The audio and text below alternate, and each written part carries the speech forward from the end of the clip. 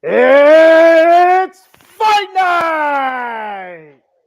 What's up, wrestling fans, and welcome to the Atomic Drop Podcast. I'm the Bat Fry, Kenny Fry.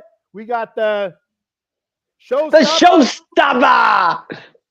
Cowboy Dave, and there at the very end, we have our boy, Handsome Adam Glenn. What's going on, buddy? Hey, how you doing? Not too bad, man. Saturday night, it's Fight Night. Every night's Fight Night in the Fry household. I'll tell you that right now.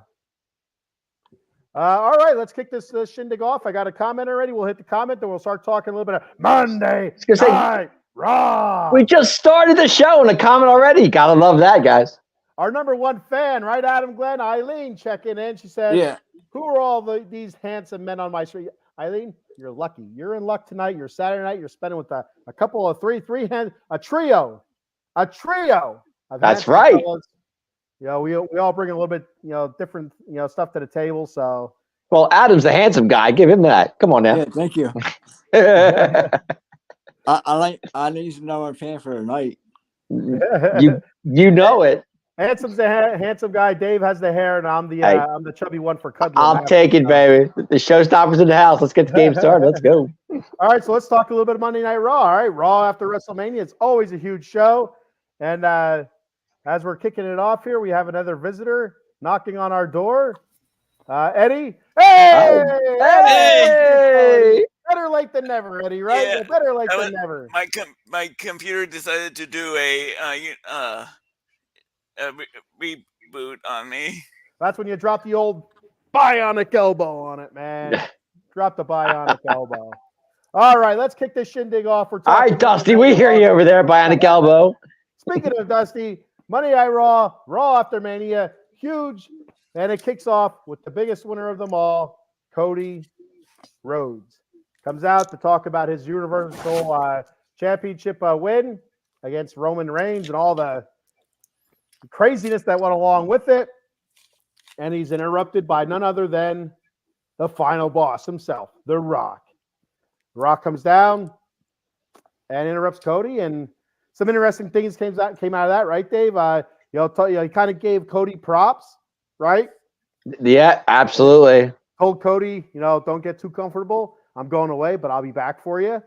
And riding into the sunset, to be honest, what he said. But go ahead. Yeah, he's got some business to take care of for a little bit. He'll be away, but he will be back. He said to Cody, and he's coming for him. And he also, handed Cody something, and he told Cody, "You don't even need to look at it. You know what it is." And Cody put it right in his pocket and seemed to be a little bit shell shocked by it. So let the speculation begin, right, Cowboy Dave? What were your thoughts in that segment there, buddy? What do you think? First of all, let's just say I was at Monday Night Raw, and I thought it was amazing. 20,000 plus fans in the Wells Fargo Center after WrestleMania week has Saturday and Sunday, and the crowd just got better and better. Anyway, for the segment, for Cody to come out, crowd was so very happy for him. He is the new heavyweight champion. The new era at WWE has begun, which is good. I mean, poor Roman. Roman's on the shelf right now. He'll be back. I'm sure he will. Not worried about that. But to get to your point, Ken, Cody was great. His promo was amazing.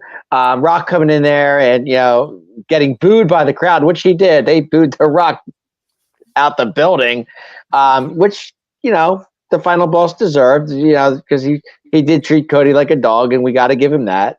And Cody took everything the Rock gave him, and he survived it, which is fine. And that's exactly what we thought was going to happen. But for him to give him what he gave him, I don't want to say what it was because I kind of think I know what it is, but I'm not going to say what. Why the hell won't you say what it is then, Dave? Because it's something that I don't want to say online. But it's fine. I thought it was a prophylactic. I thought it was a condom, perhaps. Maybe that's what I thought it was. That's exactly what I want to say. Like Cody, that's you're champion right. Now. You're going to have some lot lizards hanging around Cody. Make sure you right. Okay. He said, "Don't break my heart." Maybe saying, "Don't break my heart." And get right. some, transient woman pregnant. I don't know. Mm-hmm. Right. You said it. I didn't. But that's exactly where I was going with that. Is that what you thought that was? That's what I thought it was. That's exactly what I thought it was. I was just no. I thought that's exactly what I thought it was. All right, go ahead. But 20,000 fans booing the Rock, and I'll tell you, he's the great one for a reason because only he could handle 20,000 fans booing him, which was amazing to me. I was surprised though. I have to be honest, guys. There was a lot of Roman chants too, like "Thank you, Roman. Thank you, Roman." And if you remember last year, Cody gave they him were props. booing Roman out of the building. So for Roman to be champion as long as he was for 3 straight years, which people were not. There were some people that weren't happy Cody won. I'll be honest with you, but it is what it is. Like I said, it's the new era of wrestling. It's the new era of WWE, and I just hope Cody can go up the expectations as Roman did. So we'll see what happens there. But it was great promo. I enjoyed it. And like I said, Roman was great. Cody, his next chapter, his next Backlash. Let's see who wins that title shot, which will be fun to see. And 20,000 fans yelling "Rock sucks." I'm okay with that. So go ahead. All right. So before we move on to Adam, if you remember, Dave, Cody did give props to Roman Reigns, which rightfully he should. He it's did. a hell of an accomplishment to have it that long. Since what was it, 2021? It was 3 years, 20, I believe. 2021, he won it. Yeah. So it's a long time to have that belt. Sure. Accomplished so many different things. I feel like the last year of his reign was a little bit soured by all the interferences, but still, that's part of the storyline. Right. Adam, what are your thoughts on that segment on Monday Night Raw, buddy? I thought it was a good segment to open up Raw. They gave credit to Roman. Rock came out and basically apologized to Cody. Said congratulations. Yeah. Good segment, but the way they were doing the title could that be a title versus title match because The Rock got presented to People's Champ? So that's an interesting Adam. That's an interesting Adam question. No, that's an interesting question, Adam. That's what I meant to say. So I don't think so because it's not an official title, but I think that would add some intrigue because, like Adam's saying here, if you didn't see the first part of Monday Night Raw, it was, Rock came out and they're going back and forth, and Rock says, "I'd like to. That's I've held a lot of titles in my life, but I've never held that title. Do you mind?" And it was kind of weird. It's kind of awkward. It's like, I'm all right. That's kind of weird.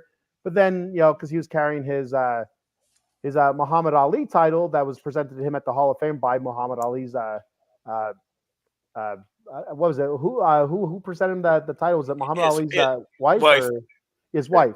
Yeah, his wife. And so The Rock is very proud of that. And Cody said to Rock, "Well, if I can hold yours," and all right, fair trade there. So. But it kind of brings that into question a little bit, Adam. I see where you're going with that. So it would be interesting to see if somewhere down the road, if The Rock does come back and Cody is still champion, which we all expect, if Cody says, "All right, let's do a match for the title, but you have to put your Muhammad Ali title up," that'd be really interesting. Eddie Prather, your thoughts on the segment? It was a double plus segment. Great promo from Cody. Great promo from The Rock. Everything. It was done perfectly, and I have a good idea on what The Rock handed him because I seen online and heard that they were able to that The Rock and Paul Levesque and Bruce Pritchard were able to locate the gold Rolex that Dusty had pawned off to put Cody and his sister through acting school, and I believe it was that gold Rolex that they located it, and that's what The Rock presented to him. Oh, okay. So I did hear that also. Before I rebut on that one, Eddie, let me go ahead and read these comments here. Paul Spencer says, "Wow, atomic drop in UFC 300. Oh, snap. Saturday nights are fire." Damn right they are, brother. He also says, "Oh, by the way, I'm over Liv and on to the hottest thing in wrestling." We all know where he's going here. Tiffy time. Tiffany Stratton. Paul has a thing for Tiffy time now. Now he's dropping Liv to go to Tiffy. Okay, we get it. Linda Duarte checking in. Thank you, Linda, for checking in. Linda. Didn't Linda just have a birthday a few days ago? I think she did. Linda, did you have a birthday a couple days ago? I think she did. I think it was either yesterday or the day before, if I'm not mistaken. Because I remember seeing her birthday on my Facebook. Well, there we go. We'll Yeah, see if there she. you go. replies to I that. wasn't sure if it We'll was figure yesterday out. or it was yesterday or my days are so mixed up anymore. I think it was either yesterday or Thursday, one of the others. So real quick, Eddie, to kind of my thoughts on what you said. I also did see that out there through the interwebs. Fans commenting or something like that, and it didn't make sense to me actually. Why is Dusty pawning a Rolex to put his kids through college, especially when he was working? He was working. He's a working man. He's working behind the scenes. Then it's not like he was out of work, so he had plenty of money to put his kids through acting school if that's what it took. And I don't know how much he's gonna get for a Rolex to put his kids through acting school. I don't know if it'd be like a second-rate type acting school or what. But I don't know. I don't think that's it. I think it's something else. I just don't know what it could be. Like I said before. I said on did I even? Maybe I was thinking. I don't know. I thought maybe I put it out there on X or Facebook. But anyway, I thought maybe that it was something, or maybe maybe it was in a group chat. That it was something with AEW, like when Cody left WWE, or I don't know if he left or if he was fired or his contract ran out, whatever it was. But he went away, went to start AEW. I just wonder if there's some sort of connection to that. Like, if you ever leave again, Rock said like, don't break my heart. So that's another thing. Like, I don't understand why the Rolex broke Rock's heart. And so, yeah, I don't know. So that's my thought. I thought maybe it had some sort of correlation with AEW. I could be way off on that. And before we move on from this segment, don't forget also Triple H actually opened the show up. Yes, he came did. out and really hyped the crowd up, and I thought he was awesome. And he had that little video package for Cody that they showed on the monitors and that little TV that they had there for Cody to watch it on. And I thought that was pretty cool as a neat way to open up Raw. And like Cody and Rock were just fire. The only problem I have, the gripe that I have right now with that first segment is it was commercial free, right? Yes. That's awesome, right? Yeah, that's great. No commercials. Where do they put all the commercials in? The goddamn last hour. It felt like that last match, which we'll talk about the Fatal 4-Way here in a little bit. It seemed like every 2 seconds there's a commercial. Like they had split screen, like we're here now. We had the match and they had a commercial. I mean, how distracting is that? Like, first off, you can't hear the commentators. That's a great part of the wrestling is listening to the commentators. Talk about the match, the moves, what's going on, and stuff like that. You can't hear them, and you're watching, Tide laundry detergent on the right hand side. It's like, what happened? What's going on over here? It's like, oh, the Tide. Oh my God, it got that stain out. Oh my God, there's a drop kick. I hate it. And then when they come back, it's like a minute and a half later, and they go to real commercials. Then it's like, God damn it, what's going on here? Got to pay the bills, big man. Come on now. And don't do a commercial free for the first hour. I wasn't so sad not to have to listen to Pat McAfee. Pat's hilarious. I love him. I think he's great. Eddie, you're on an island on this one, brother. Pat, I love Pat McAfee. Oh, Pat's great. He's phenomenal. Eddie's on an island with Pat, with the whole Pat McAfee hate. I love his TV show. No, I love when Pat comes. I love it when Jay comes out and Pat does the Uso song. I think it's great. It's phenomenal. I hate the Uso thing, but anyway. Oh, I love it. I love it. Even Eileen's on the Pat McAfee wagon. You pipe down, Eddie. Cecil Jet fans, her opinion doesn't matter, like The Rock would say. You're not too far there. All right, so moving on from that, guys, we had a debut. Real quick before we move on to that, I want to go back to that Triple H thing. I thought the Triple H thing was really good, but when he thanked the fans, and he was like, "I want to thank you for all the fans that came into all 5 shows of WrestleMania that weekend." I'll tell you, Vince would never do that, and I think to me that was just awesome to come out here and say thank you for show. We appreciate all you doing. We're doing this for you. And that's what it's supposed to be. And Triple H, the new era, it's going to be good, guys. I'm telling you, it's good. That brings up a good point here. We talked about on night 2 post show what the total combined number was, and then they said it was 201,000 from Friday Night SmackDown to NXT to night 1 to WrestleMania, night 2 WrestleMania, and Raw ended up being 201,000 people. That's amazing. Insane. I mean, a huge win for WWE that weekend. The whole and actually that NXT show, guys, on Saturday they had 16,000 plus there, which blew my mind on an NXT show, which was really phenomenal. Good. And every one of those shows was great. Yeah, dude, Trick Williams is amazing, guys. Just watch him. He's so good. Whoop that He's- trick. Whoop Whoop that that trick. trick. Yep, you got that right. Yep.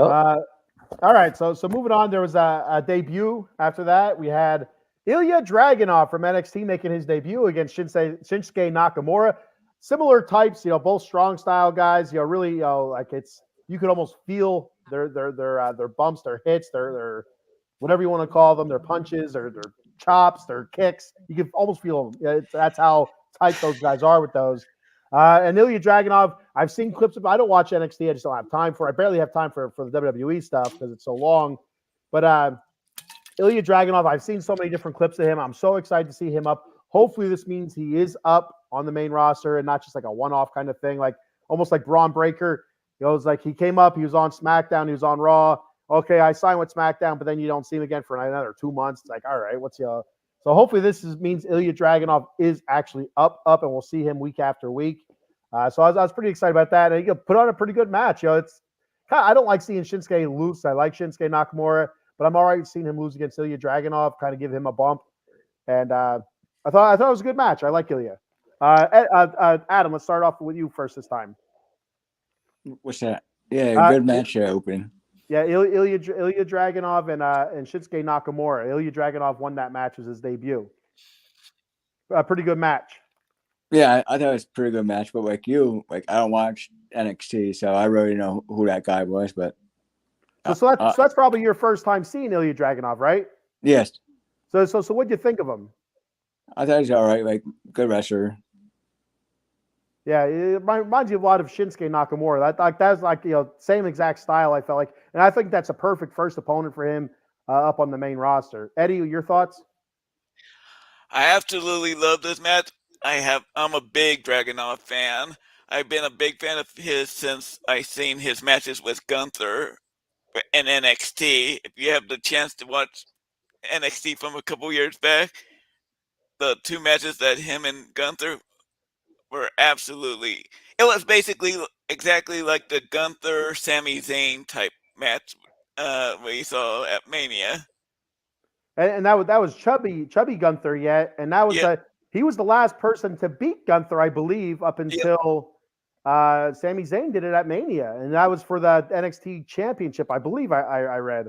Yeah. So I mean that's insane to begin with, and yeah, so yeah, I did watch a little bit of that. Actually, I went back and did watch a little bit of the Gunther Dragunov match. I don't know if it was the last time they fought or not. And like you said, it reminded me a lot of the Sami Zayn match from Mania.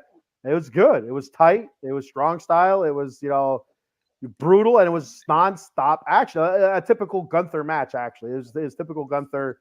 It was good stuff, and like Dragunov is going to be a star, I believe. Yeah. I think Dragunov will. He's going to be involved in the draft, so I don't see him being on the roster full time until he drops the belt, which is he would probably do that right before the draft. So he still has the NXT belt then. Yep. Yes. He's still champ. Okay, so he won't be on the main roster all that much then. He'll be that's like almost like a one-off, like a kind of like a Raw after Mania gift, like a Raw after Mania surprise kind of thing. Right. So that makes sense. I'm fine with that. That's he's champion. When he drops that belt, he'll be up. So yeah, no doubt. Showstopper, HBK. Yes, sir. Go ahead. Great match. I love Ilya Dragunov. I love him on NXT. He is the champ there. He's defended it many times. But him and I love Shinsuke. You guys know I'm a Nakamura fan. I hate to see Shinsuke lose this kind of match because like he's a Raw guy. He's been there, and here comes Dragunov coming from NXT up on a Raw roster just for a night out. I know he didn't sign a contract yet for Raw, as far as I'm concerned. Unless you guys know something that I don't. Ed, do you think I don't think he signed a contract, did he? No. He just. I guess it was announced that he's going to be part in the draft. He will be in the draft, so he be able to get picked by any of the brands. So if he's going in the draft, I don't think he can do. I mean, doing both brands would be kind of tough, wouldn't it? I mean, because NXT being down in Orlando and down in Florida, right? The draft isn't until I think the end of April, I think. So it has time for him to drop the NXT belt. Yeah, okay, that's what I thought. Okay. So for him to do both shows would be pretty tough because he'd be to do Tuesday night and Monday night at the same time. So I think just go ahead. Dirty Dom did it. when he This was is true. North, This is true. Yeah, Very actually, when true. he was that, what was that called? North That was, American. Yeah, North American champion. Yeah. Back to the match itself. It was good. It was very good. I kind of knew Dragunov was going to win. I mean, poor Nakamura. He can't. I mean, he's good anywhere on the card. It doesn't matter where you put Nakamura. He's going to give you a show because that's just what he does. Kind of an insult to Nakamura to me because he's an NXT guy, but then again, NXT champ. You know, Dragunov is very good. So you know, it's kind of a, I don't know. Both ways, I guess you could look at it. But the match itself was good. Congratulations, Dragunov, on the win. I was kind of rooting for Nakamura myself to see if he could knock him off, but the title wasn't on the line, so either way, it didn't really matter. But you know, it is what it is. I got a comment here from Go Eileen. ahead. She says he should have won his match against the Jobber, and so I understand what you're saying, Eileen. I kind of disagree a little bit, especially not like on WWE. You don't have really your typical 1980s, early 90s Jobber anymore. Right. And if Dragunov does beat a Jobber, it doesn't mean anything. But he beat a former champion, so it means a little bit more. It kind of gives him that bump, a little bit of credibility. Well, but like I said, it's kind of to me, it's kind of an insult to Shinsuke. I mean, seriously. I mean, Dragunov is a champion of NXT. I get it, but Shinsuke's on the roster. He's the guy. I don't understand why Dragunov should have won the match. I think I would have given it to Nakamura, even if it wasn't a title match. If Nakamura would have won, I would have been okay with that.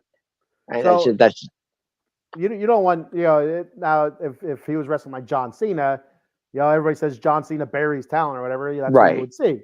Mm-hmm. But which I don't believe that either. But anyway, that's not what we're talking about. If it was okay, let's put it this way: if it was a title match and Dragunov retained or defended it, retained it, I'm okay with that.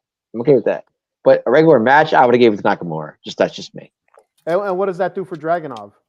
Nothing. It doesn't do anything. Have him up then, Dave. He's still NXT. He's still NXT champ, and he can do his thing on NXT. This is called promoting a future star. That's what this is called. All right, and he's doing the job. Shinsuke's doing the job. That's what happens. Eddie, go ahead. I think Nakamura is the one that probably wanted to put him over just because Nakamura, he knows he's not getting any younger, and it's time to help build the future. And Dragunov is definitely the future. And like we said before, like their styles are so comparative that it's almost perfect that it was Nakamura. So you can see it's like the next Nakamura. If you're completely honest, it's almost the same exact style, same exact. Okay. So let's go back then. So Charlotte goes to NXT and wins the NXT title. Does that put the champion on over? No, not at all. Same situation, but it wasn't for the title. So if Nakamura would have won on Raw, I'd be okay with that. It's fine. So all right, say that again. I said Charlotte Flair goes to NXT and wins the NXT title. Okay, what does that do for the champion? Nothing. It doesn't do anything for Charlotte Flair, right? She's going down. Charlotte goes from SmackDown to NXT to win the NXT title. Okay. What does that do for the NXT champion? It does nothing because they just lost to Charlotte Flair. Well, okay, so it could do something because she is the top. She is the top of the mountain. Charlotte Flair is the top of the mountain. At one point, she was right, exactly. So right now, it's Rhea. She goes down. Well, I mean, Charlotte Flair still has 13 title reigns, 14 title reigns. As much as I love Rhea, Rhea's not really at Charlotte's level. Oh, okay. So but anyway, that's not what we're talking about, right, Dave? I get that, but how does that? I mean, it's kind of the same situation. I mean, how is that the same situation? You're going down, and it wasn't for the title. He's coming up. You're promoting your younger talent, your newer talent. You're promoting it. You're saying, "Hey, look at this shiny toy that we have coming up sooner or later." Yeah, if you bring him up and if he loses, what happens? By Nakamura, you don't want to see him again. Go ahead, Adam. And if that new guy loses, what happens? He's a new toy. He loses, what happens? Yeah, it doesn't make sense to call him up if he loses. That's what pretty much that's basically it. But if the only way that you clear that is if he goes out there and has him like a knock him down, drop dead perfect match. The way he loses is that there was some sort of shenanigan or like you have your Stone Cold versus Bret Hart. You know, he's bleeding everywhere and he passes out, and he gets the respect from the fans. You know, Stone Cold loses that match against Bret Hart, but he still won that match against Bret Hart because, you know, fans respected him more after that just for not giving up and bleeding everywhere, the screaming, the agony, the pain, being the sharpshooter for 45 minutes, whatever it was. I don't know. Okay. All right, then. If that's I'm just saying, my point being is, if the NXT, if a Raw roster person or SmackDown, whatever, goes down to NXT and knocks down the NXT champion, where does that put her? It doesn't do anything. I don't get it. Like, Dragunov going to Raw, he's moving going up. against Shinsuke Nakamura, who's been a top star at Raw for years. Okay, and Dragunov goes and beats him. I don't know. I guess I'm seeing this wrong because I mean, if it wasn't for the NXT title, it was just a regular match. So my point being is Nakamura should have won the match. And so if it's for the NXT title, then Dragunov. If it's for the NXT, yeah. Okay, then Dragunov retains. That's Doesn't fine. make any sense.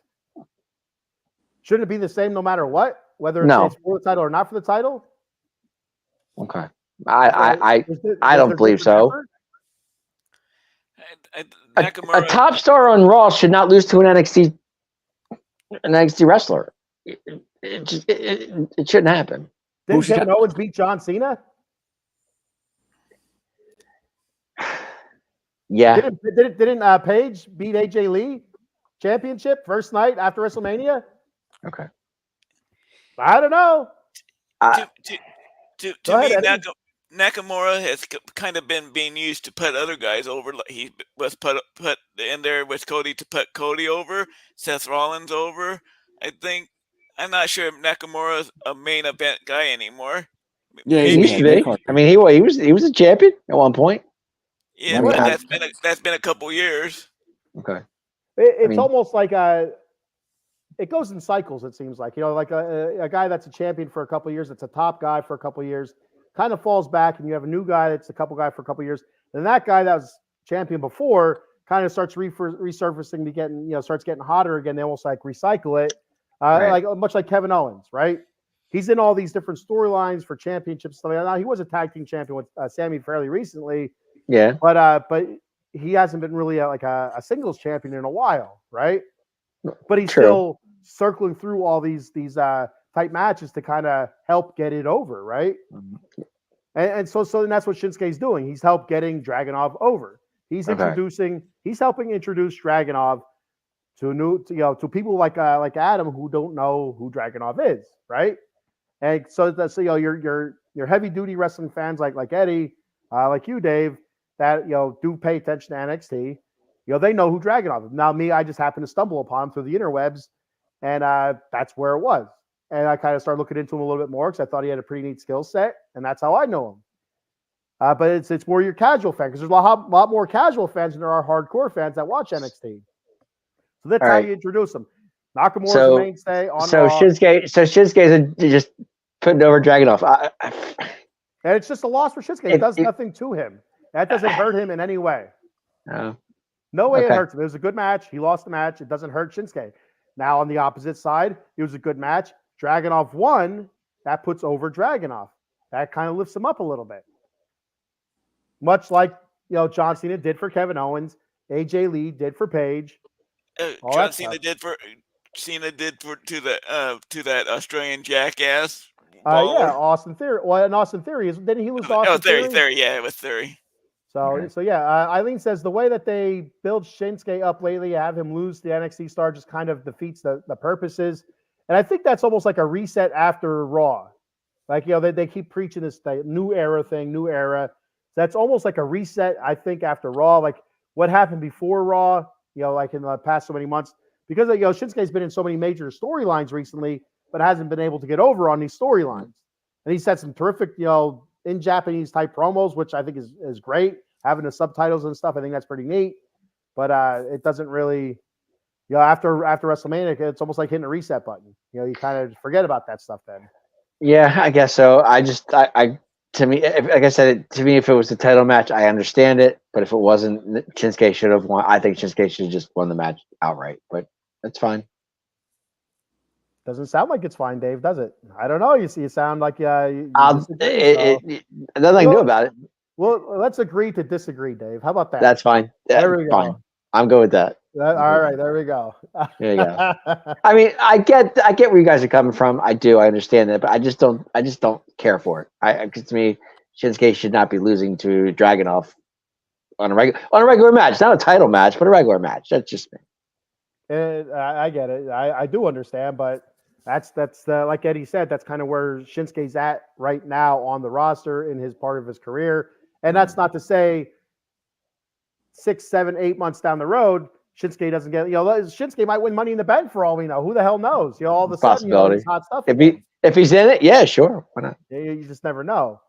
That's the one problem with having so much talent on the one roster. Right.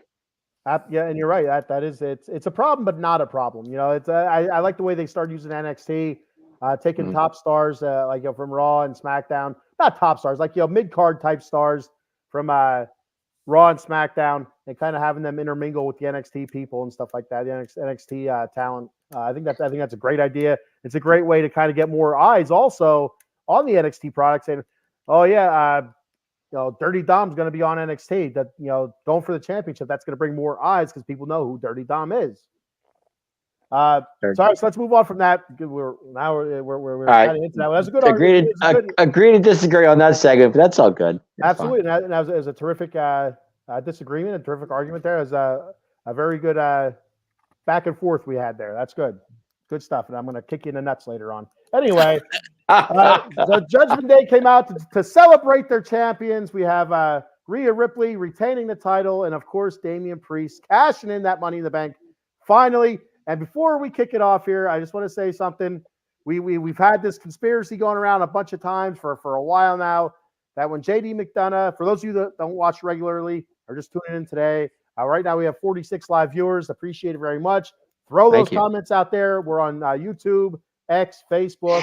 Look up Out of the Box Sports Entertainment, Out of the Box Sports, whatever, and Atomic Drop Podcast. Throw some comments in there. X on Twitter, I don't think you can really comment, but on YouTube and Facebook, go ahead and throw your comments down. We read all the comments. Doesn't matter what they say.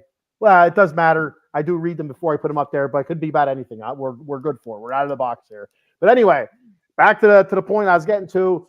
So the conspiracy we had was that the briefcase that Damian Priest was carrying around was a fake. There was no contract in it. That when JD gave Damian Priest this brand new briefcase, senior Money in the Bank, kind of like a gift or whatever, to kind of help him get himself into Judgment Day way back when. We said that it was a fake. We said that he's in cahoots with Finn Balor to turn on Damian Priest, and he has the contract. That the contract in the senior Money in the Bank is not a contract. That it's a crude drawing, if that, of Damian Priest's mother or sister. I couldn't tell because it's crudely drawn, and maybe some apple cores in there. That's all debatable. But before he went out and cashed it in, there has been clips of the briefcase open and the paper and him looking at it. So it is a legit. The contract was in there, and I was totally bummed when I saw that. I really wanted the curveball. I thought that would have been awesome. You and I both.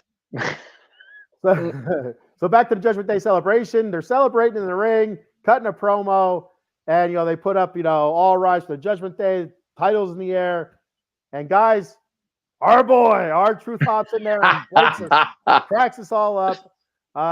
Then he calls the Miz out. R-Truth still thinks he's in Judgment Day. He brought the titles back to the Judgment Day. Fantastic stuff by R-Truth again. Eddie, let's start it off with you this time, brother. What'd you think of that promo set and subsequent match? When you think about it, because it led into a 6-man tag match. It was Awesome Truth against Judgment Day, Finn Balor, JD McDonough, and Dirty Dom with a surprise partner. And I'll let Eddie spoil the surprise. Go ahead, Eddie. I'm over the Judgment Day, except for Rhea. Rhea's the only member of that Judgment Day that I enjoy watching. if I never have to see Finn Balor again, I just don't get the hype about him.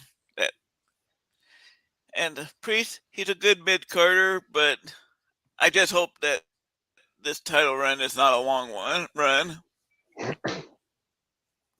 I don't think it's going to be a long one at all. I'm a big fan of Priest. I like Damian Priest. I do like what Drew McIntyre said about him. I thought that was funny. I called him what would like something Undertaker. What the hell was it? It was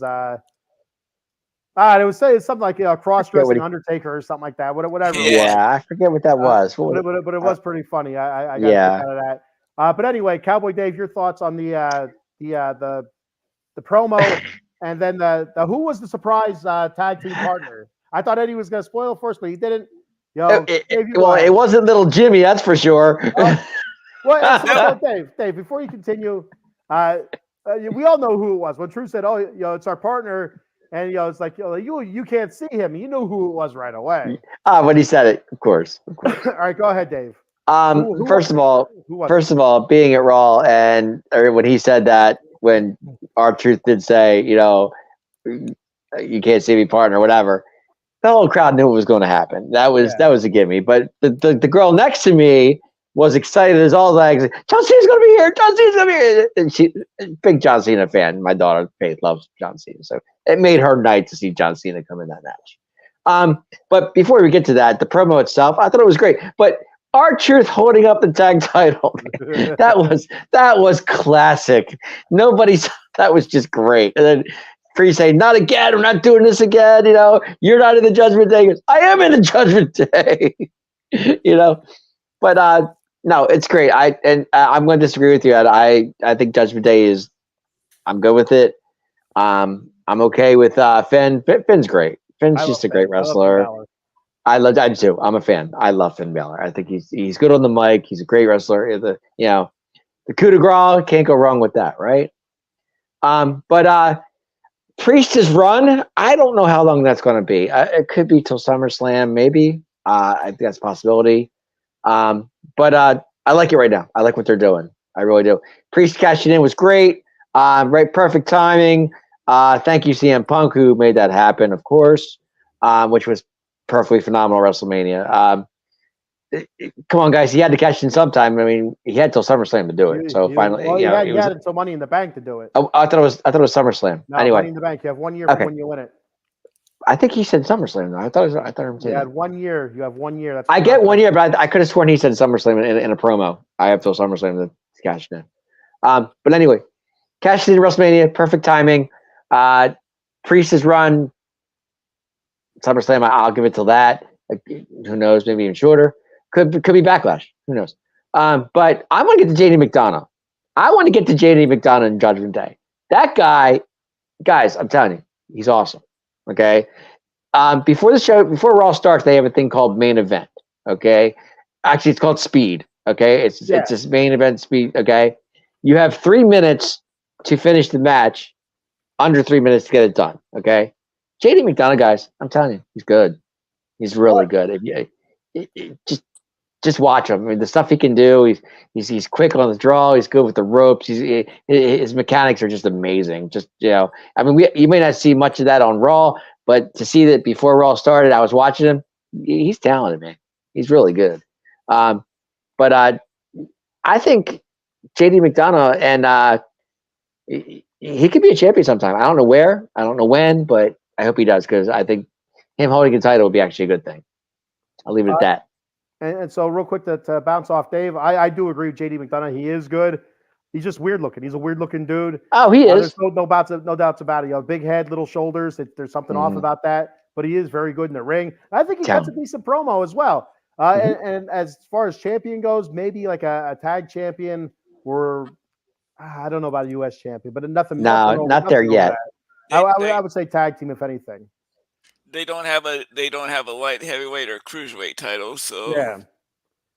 He would be perfect for that. Yeah, absolutely. You never know. That could always change. We'll perfect for the Keebler Elf.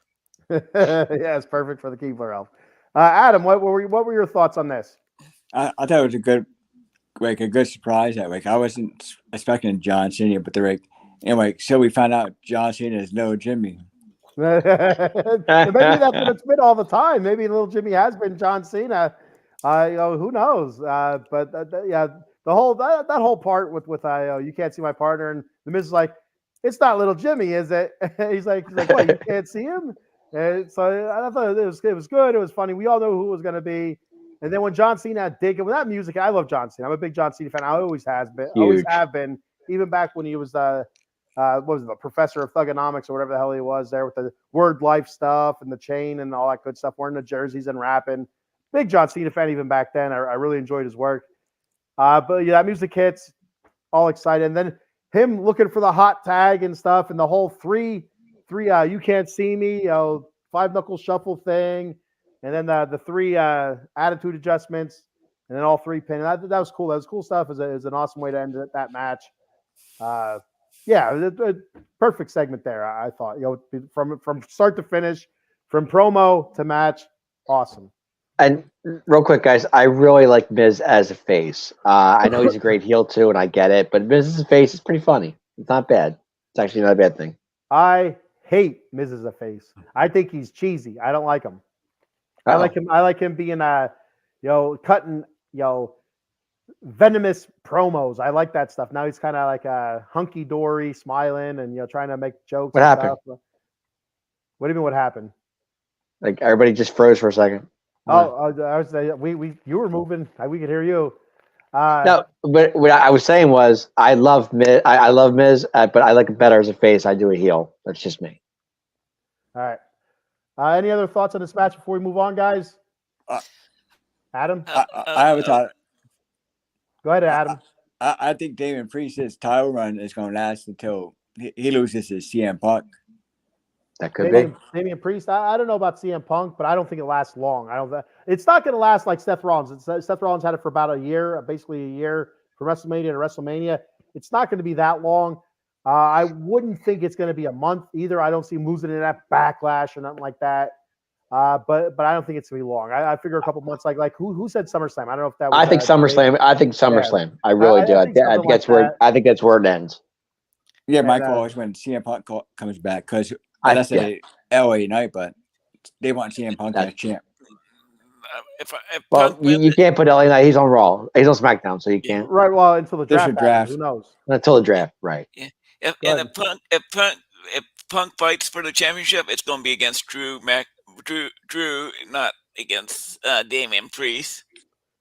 And that's a problem. Like so like it's hard to see Drew winning it right now without taking care of CM Punk, because anytime he's going to go do something special, CM Punk's going to be there to spoil it, which is perfect. Which builds that story even more. So I mean, it's kind of like how do we do this without having Punk? So you almost I don't want to say it's a triple threat, but who knows? It could be one of those triple threat type things. I don't see it that way. I at SummerSlam I see Priest against somebody, and then you have McIntyre and Punk at SummerSlam. That's how I see it. I can see that. And so we'll just see we'll see over the next few weeks how it goes. Got a couple comments here. Okay. Let me see. Is this one? No, that's I already read that one. Eileen says Clash at the Castle. He loses it to Drew. So Eileen, what do you do with Punk? How do you keep Punk from messing it up? That's like I said. That's the only thing. I mean, Punk can travel overseas, as far as I know. I don't think he has any warrants out where he can't leave the country or some sort of. I don't know. That's the only thing. And another attack on Punk by McIntyre, where Punk can't make it to that pay-per-view. Yeah, that's another Clash. Yeah, maybe maybe. Go ahead, Eddie. There's going to be a vicious beatdown on Punk sooner than later. And you're right. It's back-to-back nights. There's going to be a vicious beatdown on Punk.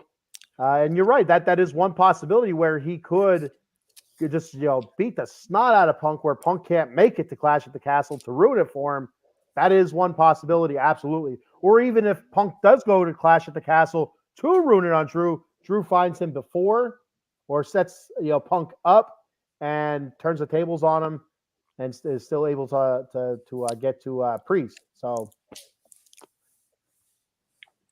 I love what Drew said about the Money in the Bank. It's stupid. It's it degrades the championship and all that stuff. I love that.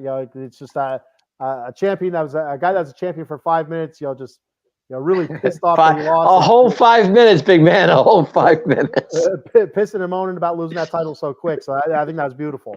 I loved it. Honestly, I love what Punk's doing. I just think what Punk's doing right now is it's fun to watch too. I mean, he's screwing Drew over every possibility he can do it, and anytime Drew gets screwed over, I'm okay with it. Absolutely.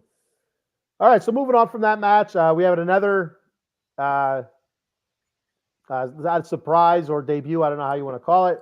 Roxanne Perez, the women's NXT champion, went ahead and faced Indy Hartwell. And so, real quick, got a comment here from Eileen on the last segment that we were talking about. It says, Drew did not get his moment last time at Clash of the Castle. So how can you screw Drew twice in his own home country?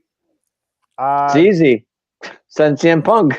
Well, and that's something I've brought up before in the past about the way McMahon used to run things. McMahon used to have the talent lose. Like if it's their hometown, they would lose in their hometown. If it's their home country, their first time back in months and months and months or whatever, they would lose in their home country, normally. Now it's a new regime, a different dawn, a different day. So maybe that's it. But does Drew actually go and get that chance at Clash of the Castle? I don't know. And that's what, like 2 or 3 PLEs away. So it would kind of make sense for it to be there and for him to win it in front of his home crowd and have that moment. I mean, technically, he did have his WrestleMania moment, right, guys? He won 5 minutes. Title. 5 minutes. He won that title. He was able to look at the title. Seth Rollins said, "You effing deserve it." And I know I seen it. I know you guys seen it. Seth Rollins said, "You effing deserve it." So, and Drew said, "Thank you." He got up, raised it again, went over to his wife, presented it to her. They had a smooch off to the side there. And he said he's going to rub it in CM Punk's face. He rubbed it in CM Punk's face, and it costed him. And he deserved it for rubbing it in CM Punk's face. Absolutely, I agree. Celebrated with his wife and went back to the locker room. Celebrate. He still be champion. Punk made him pay, didn't he? Punk made him pay, didn't he? Perfect. That's what makes him best in the world. Want to know what Punk should have done? He should have done his kick on Punk, then tell him to suck it. Yeah, he should have kicked his ass in the face. He should have just left the ring and called it a night, is what he should have done. But there was no reason to take that title and throw it in Punk's face. All he had to do was take the title and go. And then no cash would have been made. Done. Drew is a man of his word. He did say he was going to do it, and he did it. So he did it, and he lost it in what, 5 minutes? I mean, even if he just would have talked some trash to Punk and then left, it would have been fine because Punk was just kind of jabbing back and forth. Then he did the old crotch chop and then raised the title, and all right, that was enough for Punk. Yeah, but the best part about that was Punk's just sitting there chilling, like, okay, say what you want. I really don't care. And that's what I mean. It was after the crotch chop is kind of when Punk had enough. Yep. Not like another dude's junk being thrusted towards your face. That's the last thing you need. in a chopping motion. All right, Roxanne Perez versus Indy Hartwell. Not a bad match. I know I'm not a huge fan of Indy Hartwell. I know they did say on the during the match, the commentating team did say that Roxanne and Indy have actually wrestled a few times down in NXT. Roxanne beat Indy, I think. I don't know if it's for the title back a while ago or what it was, but they've wrestled before, and I thought Roxanne looked all right. Indy, I'm not a big fan of it. I do like it was Candice LeRae outside. Yes. I was with her. I do like her. I like I said before, I like her dark side now. She's turning heel, and she's still trying to turn Indy. Indy's fighting it, and the words of of Darth Vader or the grandfather of Darth Vader, whoever that old guy was from Star Wars. I can't think of his name right now. James Earl Jones. No, not the guy that played him. The creepy old guy that controlled Darth Vader. I can't think of his name. Right now. The Emperor. Yeah, the Emperor. Yeah. come to the dark side. That's kind of like what she's kind of trying to do to Indy Hartwell, and Indy Hartwell's fighting it. She's using her Jedi mind trick to fight it. All her Jedi powers, but she's going to fail. She's going to go to the dark side. She's going to turn heel. I have no doubts. So Roxanne Perez, she gets the win because Indy Hartwell refused to cheat. So that's where that's at. Guys, thought we'll start with Dave this time. Roxanne Perez, congrats to her for winning the NXT title that she really never lost at NXT. She did win it Saturday again. Won the title Saturday. Congratulations to her on NXT champ. Coming on Monday, debuting on Raw, did really good with that. I was impressed with that. I love Indy Hartwell. I am a fan. The match itself, okay, whatever. It's fine. Roxanne gets the win. I'm okay with that. But I want to congrats Roxanne to winning the NXT title on Saturday, the title that she never lost. Go ahead, guys. Adam? Pass on this. I really don't get in that women's, like, it's like an intercontinental, like I really get in a women's main card, not mid card. So Adam said he went and took a piss break during this match. Go ahead, Eddie. It was an okay match. I think Roxanne's still probably quite a bit away from being on the main roster full time. She's just still a little bit on the inexperienced side, and Andy's still pretty young in the wrestling business too. So it wasn't going to be that great it was going to just be what it was. Yeah. Right. Yeah, I agree with that. They both look kind of green a little bit, but not a terrible match by any stretch of the imagination. No. They did their best, and they don't work with each other that often anymore. So there's an unfamiliarity. I can't say it. I'm not even going to try it. Unfamiliarity. Go ahead. It definitely was not a Goldberg awful type of match. No. Yeah, it wasn't a spear and a suplex, and that's it. So I got a quick question here, Dave. So you're all right with Roxanne Perez coming up and beating? I didn't say that. No, I just said the match was good. No, that's all right. That's okay. I didn't say that. It wasn't. She beat the main roster person, though, Dave. Right? She did. Right, I'm just teasing. But I knew you were going to go there. I had a feeling you were going there. He caught you. That's why I said the match was okay. I didn't say it was great. It was okay. And Roxanne Perez got the win. Congrats to her. But I said her big win was Saturday at NXT to win an NXT title. So that's all. I'll leave it at that. All right, moving on from there, we had Sami I knew you were going there. We had Sami Zayn coming out and celebrating his Intercontinental title win, cutting his promo, thanking the fans, and saying how special it was that he wasn't like that loser Chad Gable made his kid cry. He made his kid happy, unlike that loser Chad Gable. So anyway, he cut his promo. Imperium comes out. They're not happy, because their boy lost. Gunther lost. Ring General lost. And they were going to go ahead and stomp Sammy's ginger ass, but that did not happen because Chad Gable's like, my daughter's not crying again. He ran out there, and he's like, this means more to me, damn it. And he got in the ring and helped Sammy out. And then we had an impromptu tag team match, Sammy and Chad Gable versus Imperium. So not a bad match. Sammy and Chad Gable came out on top, of course. You wouldn't expect anything else. Overall, not a bad match. A good match. A really good match. Both, the Imperium's very good in the ring. You like them, love them, hate them, lump them, whatever. They are good in the ring. Vinci and Ludwig Kaiser. And Ludwig Kaiser is, he is with Tiffany Stratton, and he's a lucky devil. Ludwig Kaiser, I like him. And Chad Gable, he's phenomenal. Sammy's phenomenal. So it was a good match. Right. So we'll start off. Adam, go ahead. Your thoughts on this match here? I thought it was a good match, but I don't like Sami Zayn as an IC champ. He should never end at Gunther's reign. I think it should have been Jey Uso, but we'll find out on SmackDown why. Wow. I don't want to do a spoiler now. All right, Eddie. I think Sammy was the right guy to be the guy to put go over on Gunther. To me, Jey he's a good wrestler, but to me, he's more of a tag team wrestler, and I think he's going to be returning to the tag team scene very soon after what happened on Friday. We'll talk about that coming up very soon here, and we'll get to SmackDown. I thought it was a very good match, and I have a feeling there's going to be a new shirt that says Chad Gable's going to stretch the bat fry if you keep on making these comments about him and his daughter. I'm going to tell you something, Eddie. You think I'm scared of Chad Gable? You think all I have to do is get my kid to cry, and he'll stop. Oh, I'm going to wait till that kid's done crying because I don't want to upset that kid anymore. Then I'd kick him right in the nuts, and that'd be it for him. I'd put his ass in a deep fryer. That'd be it. I think he'll cut your leg, and that's when he's going to do his best impersonation of Kurt Angle. No, not Chad Gable. He's about truth, honesty, and loyalty the American way. He won't be able to do anything like that, anything low-handed, and I will. But hey, if Chad Gable was listening and he sends me $5,000, I'd have like 10 minutes from Ken. I could take out Ken right there. Well, I do believe Adam Glenn would cheat too. Whoa! So, Chad Gable, don't listen to Adam Glenn. Don't send him $5,000. I don't need that kind of, I don't need to be looking over my shoulder every couple of minutes worrying about Adam Glenn attacking me. No, we don't need to send money. We just saw him a clip of the show to Chad Gable and all the comments that you've been making about him. Adam said Chad Gable was going to give him $5,000. Yeah, give me $5,000. I might be small, but I know a motorcycle club, and last week someone said it's something about a motorcycle club. So, my God, motorcycles outside your house. Okay, we don't need that. We don't need that at all. Good old. All right, so Dave, your thoughts on this match?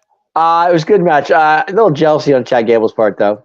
To me, he comes in there, he helps out Sami Zayn, and then he gets the title shot next weekend. Come on, really? Well, he did say for helping Sami out, you owe me. So yeah, I get it, but I think it's kind of early. I think it's kind of early for Chad to be getting a title shot. To be honest, that's just me. I would have waited a little longer, maybe Backlash. Yeah, and I agree with that. I do agree with that. But the one thing about Gunther was he did defend the title on the weekly TV shows. Sami just won the title. He just won the title. Come on, that didn't stop Gunther when he first won it. The dude almost every week was defending against somebody and putting out A+ matches.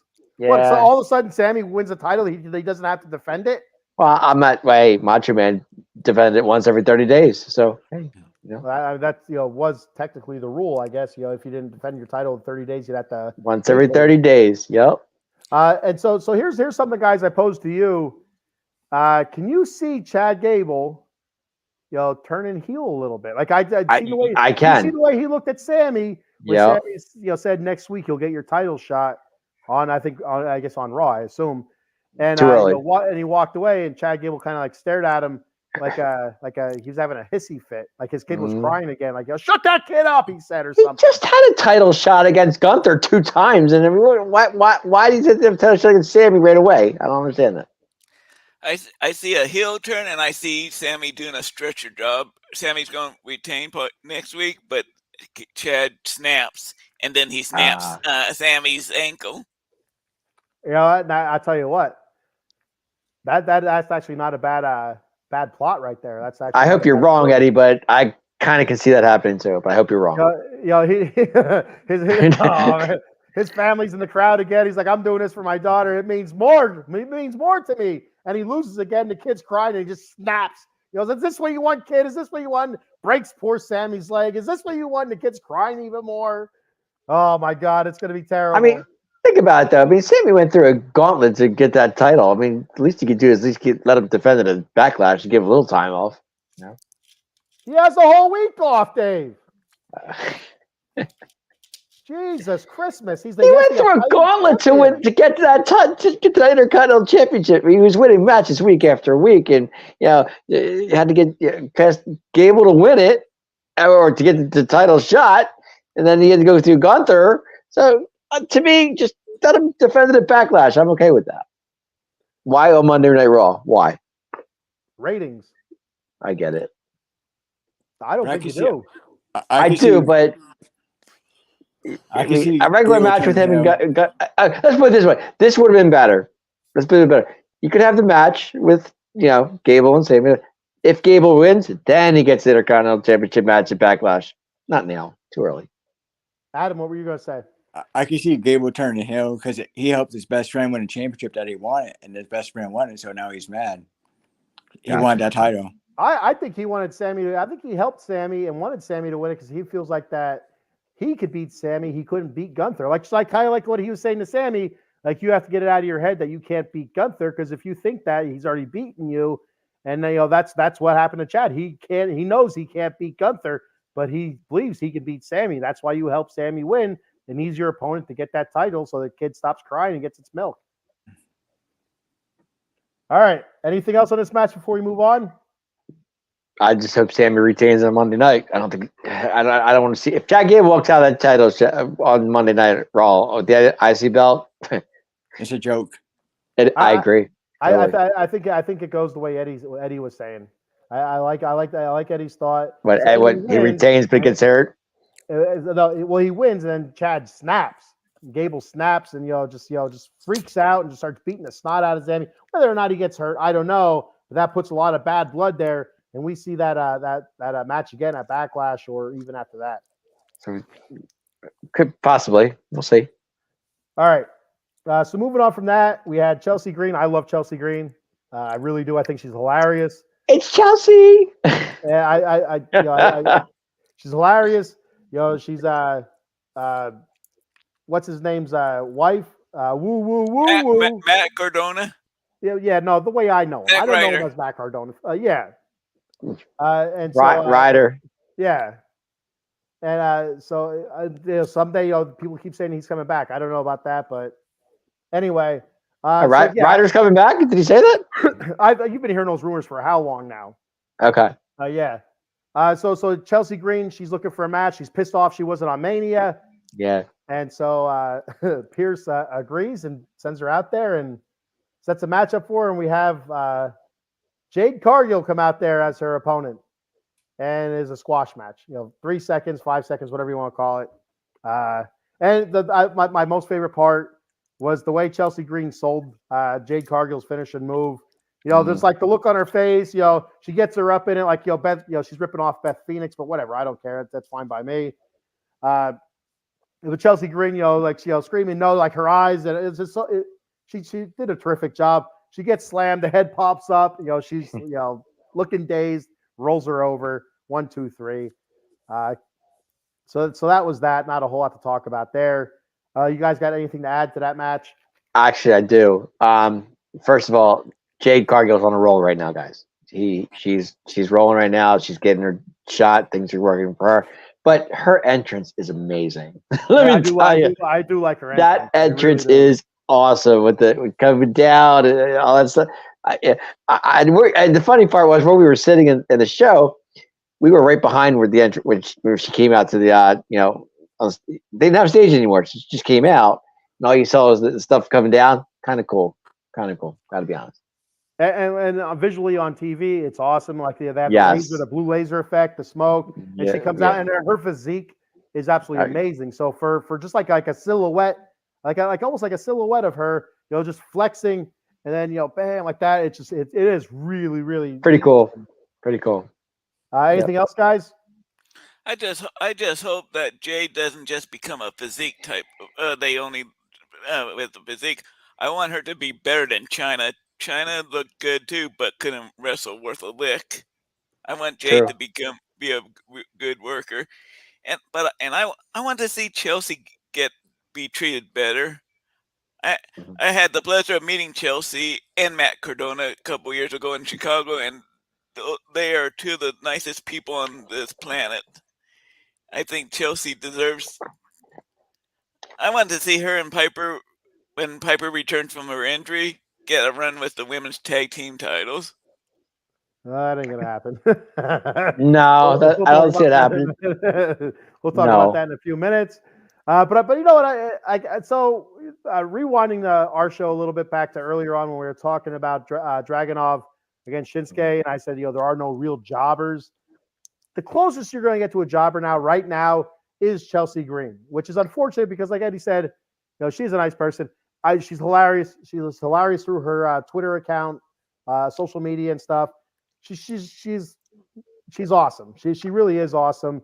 And but you need people like that. You need enhancement talent to lift up your up and coming stars, or to help have a squash match to make somebody look stronger that's already up on the roster. That's just part of the business. It's always has been, and somebody has to do it. And it's Chelsea right now. She was tag team champion for a little bit, right? and now all of a sudden she's She doing was. jobs. And so now she's doing jobs. Who's to say that in 6, 7 months, a year, she's not back to being some sort of champion or in the mix? It just goes and flows and stuff like that or whatever. I don't know what the hell I'm trying to say. I'm kind of rambling with it. Yeah. Yeah. All right, Dave. Yeah. Yeah. Anything else from this match, guys?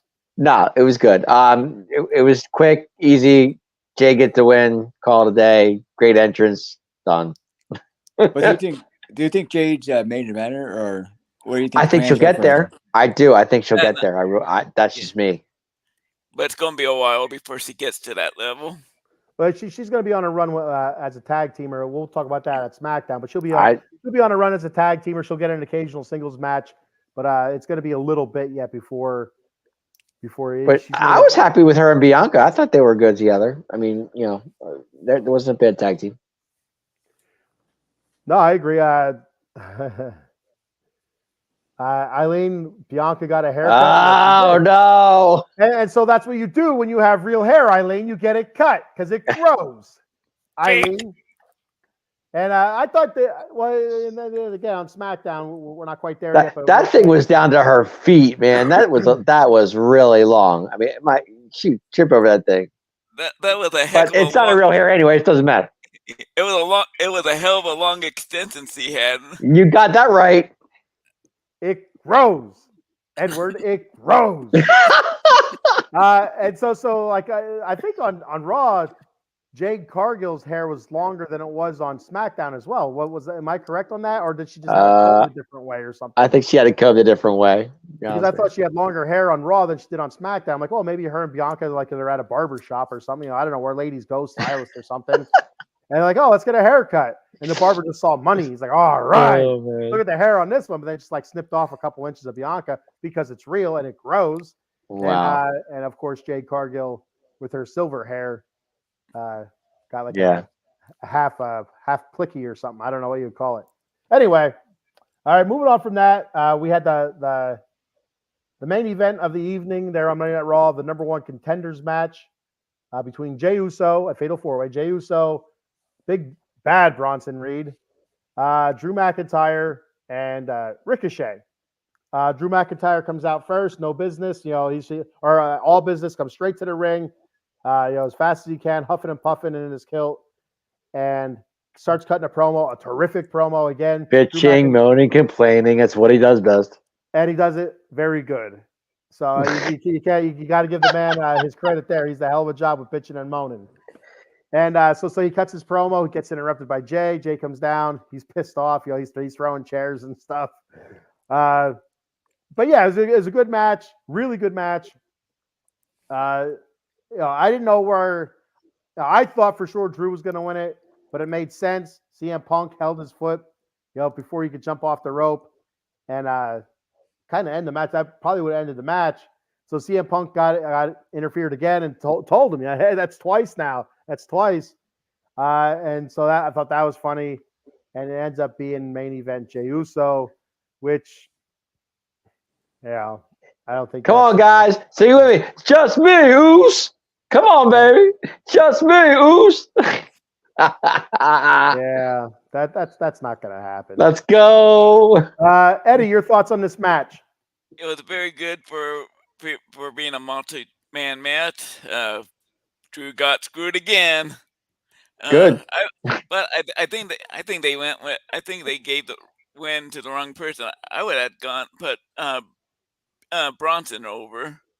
That's who I thought for a little bit there watching the match. I was like, oh, maybe Bronson's actually going to get his big win here, to get over the top and actually get. Yeah, Ali. Yeah. Thank you, Lane. And but no, yeah, they went a different route. They went Jey Uso and. No, guys, no, get it right. It's main event Jey Uso. Get it right. Finally, main event Jey Uso. Thank you. Much better. Mid card Jey Uso. Anyway, so Dave, go ahead. Your thoughts on this match? I loved it. Personally, I thought it was great. As long as Drew gets screwed over, I'm okay with it. Winner-wise, I wanted Jey to win. I'm glad he did. Punk grabbing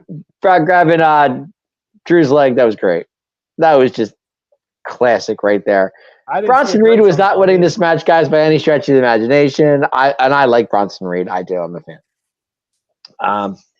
But Punk standing up on the on top of the desk was great. Dude, I'm into it. I really am. I love Jey, so I think it's great. To me, it was a good main event. People actually liked it. They were into it, and a lot of Jey Uso fans, guys. And I'm the main event. I'm definitely one of them. That's for sure.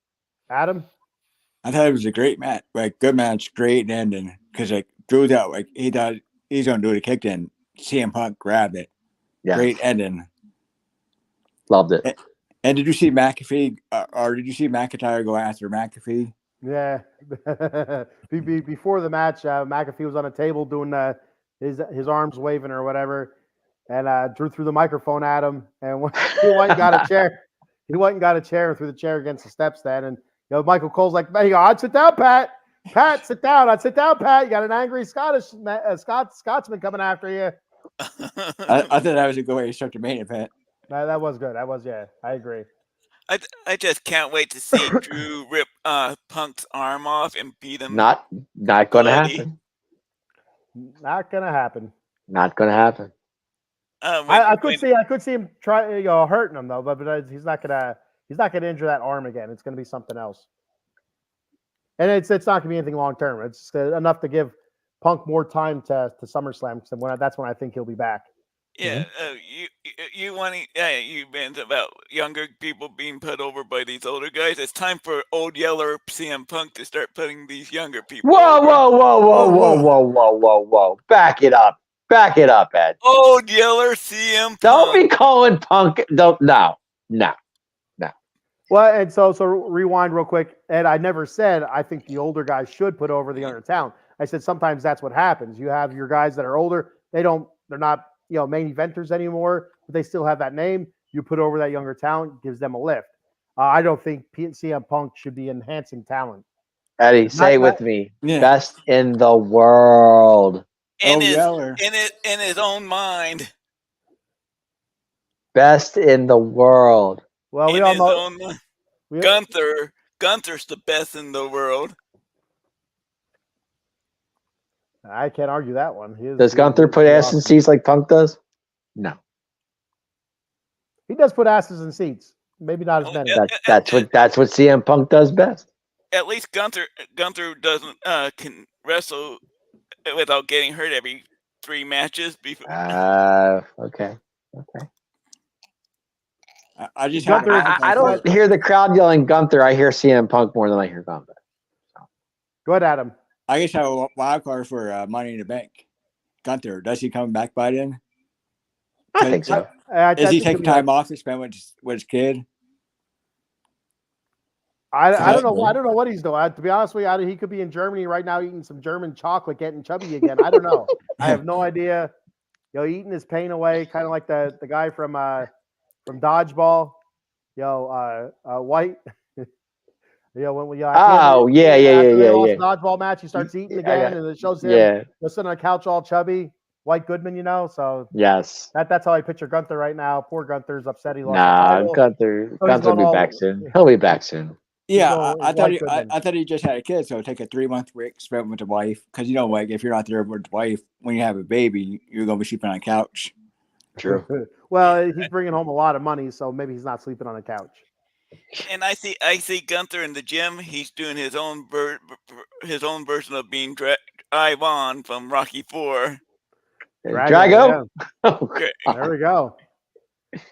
I didn't know Gunther's wife had a kid. I had no idea. I have no. Yeah, I thought I heard it on SmackDown a couple weeks ago. Okay. Nah, I think Punk will be back by SummerSlam. All right. When do you think Gunther's going to be back then, Dave? SummerSlam? Could be the same time. All right. Okay, so let's move on from Raw, I guess. That's it from Raw. You guys have anything else to add from Raw? No, it was a good show. I mean, I'll tell you, that crowd was crazy, guys. 20,000 plus in that stadium in the Wells Fargo Center. I mean, booing The Rock was that blew my mind. they had him. The stuff he said to that crowd was incredible, guys. He really was. Yeah, that's why I feel he hated The Rock. Like, Yeah. his comment was funny, but it hurt as an Eagles fan. Yep. It hurt, but it was funny. Oh, I didn't mind it. I thought it was great. I Yeah, thought being a Cowboys fan. it was freaking hilarious. He just told the truth about the Eagles. Well, if he said something like he's in Dallas, like, Yeah, I well, I get it, but it was good. Like I said, only Rock could do it and get away with it. What's like him going to Dallas? Say, yeah, I show up late because Cowboys never show up for the playoffs. It's funny, but it hurts. That's what he probably would say. True. I think Adam is part Rock right now. He's pushing it Definitely, out, man. Yeah, it was definitely. funny, but it hurt. Yeah, I'm kind of surprised The Rock didn't mention anything about Jalen Hurts fumbling a ball without even being touched. Yeah. I just like when Rock. I like when Rock said to Cody that he said, "I'm going to walk into the sunset, but I will be back." I thought that was good. That was good. I wonder what movie he's going to be filming. I think I heard that he's going to be doing the earthquake one that he did a few years ago. I heard that he's supposed to do a second. I know he's doing a movie. I just wasn't sure which one it was. I think Moana 2 is supposed to start filming soon for the voices for that. Okay. So you assume he's part of that. I heard. I don't know if the live action Moana is still on the table, but he has a couple movies premiering later this year. So there's stuff with that. So yeah, he has a couple projects on the table right now. Is he involved in the USFL? Yes. I know It's part actually here in owner. the XFL. XFL. Yeah. Well, What? it's Yeah, it's funny. UFL. UFL. Yes. That. Yeah, is he involved in that? Oh, yeah, I think he owns it, doesn't he? He's part owner. Yeah, it was they went together. USFL and XFL now are the UFL. So yes. Hey, All Big right. Man, you know what I think you're in need. You know what I think you need right now? You tell me what I need, Dave. Some Monkey Cold coffee. Let's do it. Well, before I do the Monkey Cold Coffee, I'm going to need a lawyer to get me out of that it. too. Get me out of this nonsense here. Jason Fine, attorney Big Al. You can reach Big Al at 1-800-HURT-123. That's 1-800-HURT-123. Jason Fine specializes in motor vehicle accidents, slip and falls, workman's comp, and personal injury claims. I wonder if CM Punk opened the claim up. I don't know. He probably has an open claim from all of his other injuries before it. Right, He Eddie? probably does. Yeah. He has 3 office locations conveniently located throughout Pennsylvania and New Jersey. In New Jersey, the office is located in Cherry Hill, 3 Greensward Lane, and the number there is 856-209-5258. And in the Steel City of Pittsburgh, Pennsylvania, the office is located at 500 Grant Street, Suite 2900. The phone number there is 412-365-8151. And in the city of Brotherly Love, Philadelphia, Pennsylvania, the office is located at 1628 JFK Boulevard, Suite 2120. And the phone number there is 267-888-2980. Jason Fine, attorney Big Al. Then head on over to monkeycoldcoffee.com and get all your gourmet coffee needs. They have bourbon chocolate chip infused coffee, toasted coconut rum, a Sumatran blend coffee, medium roast. They have an organic blend called Perula, Florida. And their newest flavor is golden honey agave. They're also selling barrel-aged honey at monkeycoldcoffee.com. And be sure to check out their swag shop. They sell T-shirts, coffee mugs, tumbler cups, the cold brew pitcher set, K-cup adapters, and don't forget that kick-ass Paradise rum cake. All that and much, much more at monkeycoldcoffee.com. And at checkout, use our promo code OOTB Sports for 10% off your order. That promo code, once again, is OOTB Sports for 10% off your order at monkeycoldcoffee.com. All right, let's kick off SmackDown, guys, because I do want to go to bed tonight sometime, Now, like 3 o'clock in the morning, like last week. Yeah, for real. The Kings are on Yeah. right now. And all right, so SmackDown, Cody kicks off that show as well. This time not being interrupted. So he comes out there, thanks to fans there as well. Talks about being basically the SmackDown champion a little bit. Kind of talks a little bit about what Rock gave him, but doesn't really let the cat out of the bag at all. I don't remember his exact words, so I can't really put it together right now. But anyway, What were your thoughts on the opening segment with Cody opening the show? We'll start off with Cowboy Dave. I thought it was great, but I got to be honest, guys. I really didn't see this. This part of it. I missed. I was bowling at the time. So Were you bowling? I was bowling. I'm sorry. I took forever. Bowling took longer than I thought I was going to. But Eddie and Adam, let me know because I really didn't see it. Honestly, go. Adam, did you Good see way it? to open.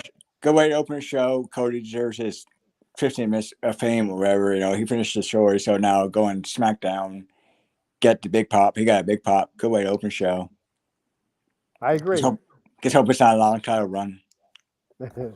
I hope it's not a long Stardust. time to run either, just because it keeps things more interesting. We don't need another 1,000, whatever days. So, Eddie, Please go not ahead. with Cody. Yeah. I think Cody should at least get a 6 to 9 months title reign. To me, that's the proper amount of time for a good title reign. It was basically, I love the promo. It was basically the same promo he cut on Raw, just not without the interruptions, but it still was a great promo. Cody knows how to talk. I think that's the biggest thing that he had improved on from his first time around in the WWE into his comeback. Yeah, I agree. I agree. He is really good on the mic. So when he's talking, that's what's So when you're watching these shows, 3 hours, 2 hours, sometimes you see somebody talking and they're not very good on the mic, so you just kind of ignore it or you don't watch it. When you see somebody like Cody, CM Punk, Drew McIntyre, The Miz, guys like that talking on the mic, you usually sit up and you'll watch because they're going to say something interesting. They're going to keep you, really tuned in on what they're saying. Even though I can't remember what the hell he said Rock gave him, but I was, Cody was talking, I was listening. But yeah, basically it was almost not word for word, but it's basically the same type of speech that he's giving on Raw. Raw, thank you, finish the story. Here we go, SmackDown, Blue Brand. If you don't know who I am, I'm Cody freaking Rhodes. He didn't say freaking, but you know what I mean. But yeah, that's basically what it was. So we're not gonna, really dwell on it. But sorry, my phone. Go ahead. No, that was it.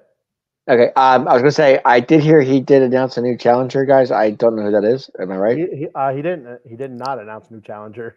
He did announce that there was going to be a 6 competitors for the number 1 contendership. Okay, maybe that's what it was then. Okay. So it was LA Knight, Lashley versus Santos Escobar, and then later on tonight it was KO versus Rey Mysterio versus AJ Styles. Gotcha. All right. So let's move past Cody. I thought I read that they said that he did announce this new challenger. I didn't think. Well, that's what I heard. I guess technically almost kind of did because sooner or later it's gonna be one of those guys. Right. Okay. Gotcha. I think it comes down to the 2 guys that won their triple threat matches there on SmackDown. Okay. I didn't see that part of the segment, so that's why I was asking because I did hear something about that he did announce a new challenger, but I didn't know who it was, and now that you say that, makes more sense. All right. Okay. Like I said, I didn't know. All right. We're done? All right. Yeah, I just wasn't sure if he announced it. Dave. I didn't know he announced it. I thought he announced a new challenger. That's why I thought you guys were going to go with this. That's what I was thinking.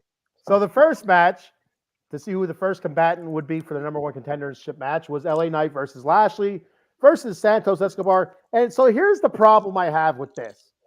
LA Knight, agree. He won at Mania. Bobby Lashley, agree. He won at Mania and is a former champion. Correct. Santos Escobar, do not agree. I love Santos Escobar. Terrific heel. I think he's doing a great job. He lost at WrestleMania. Right? He's up and coming, I guess. I guess I don't give a shit if he's up and coming or not. I mean, so the big thing from a SmackDown, like they, if you really if you want to take something away from SmackDown, which we'll talk about in a little bit here, was that winning is everything and losing should be punished. All right, we'll get to that in a second, where that's from. But Santos Escobar loses at WrestleMania and is rewarded with a match for number one contendership of the world champion, the Universal Championship. I don't understand that. Now he didn't win the match, but still, I didn't understand why he was there. And we'll get to that again later on because there's also another combatant who technically shouldn't be there then, but we'll talk about that in a second. Well, probably a little bit more than a second. But anyway, so LA Knight ends up winning this match. So it was a really good three-way match. It wasn't bad. A lot of back and forth. A lot of good spots. Lashley looked good. Looked kind of he looks like he kind of slow, like almost like he's hurt. But I don't know. That could be just he's a big dude. Lashley's always hurt. The other two guys are just really fast. Santos, I thought he looked good. Legado del Fantasma came out. They started stomping Lashley, or they started stomping LA Knight.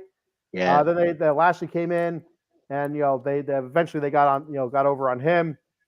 But if you start attacking Lashley, the Street Profits are coming out, right? So the Street Profits come out. They're able to chase off Legado del Fantasma, and then it's back to being a fair fight. And LA Knight ends up pinning Santos Escobar after he does his finisher on him. So LA Knight's your first combatant in the number one contendership. So Adam, you want to kick this one off? Yeah, I think that sets up maybe a right win for LA Knight, but I think that sets up another rematch, like the Karrion Kross versus Bobby Lashley at the next pay-per-view. Yeah, it could be, or we could. I don't know. So we could see a Santos versus Bobby Lashley, but I don't think that's going to be anything. They're not going to stretch a feud out of that. So I don't think so. They shouldn't. Go ahead, Adam. You were going to. Yeah, but I thought LA Knight deserved to win. I agree. I think we all can agree on that one. Eddie, go ahead. I think Escobar was there to be. I don't think they had they needed at least one heel in the match since Lashley's kind of a babyface / tweener, and LA. And who else could you have put in that spot? Karrion Kross? No, thank you. Well, and so who else from SmackDown actually won a match at Mania or has won? I don't know. Anybody? I don't know. I was trying to think of the SmackDown roster. I'm trying to think. AJ lost. So let's see here. Yeah. I don't know. I was just trying to think of somebody else. Between Escobar and Karrion Kross, Escobar's much better. Karrion Kross lost as well, though, so it doesn't. It's just say Kross got beat too. Yeah, so I mean, there has to be somebody else. That's what I'm getting to. There had to be somebody else that actually won a match recently instead of the guy that lost the match from Mania.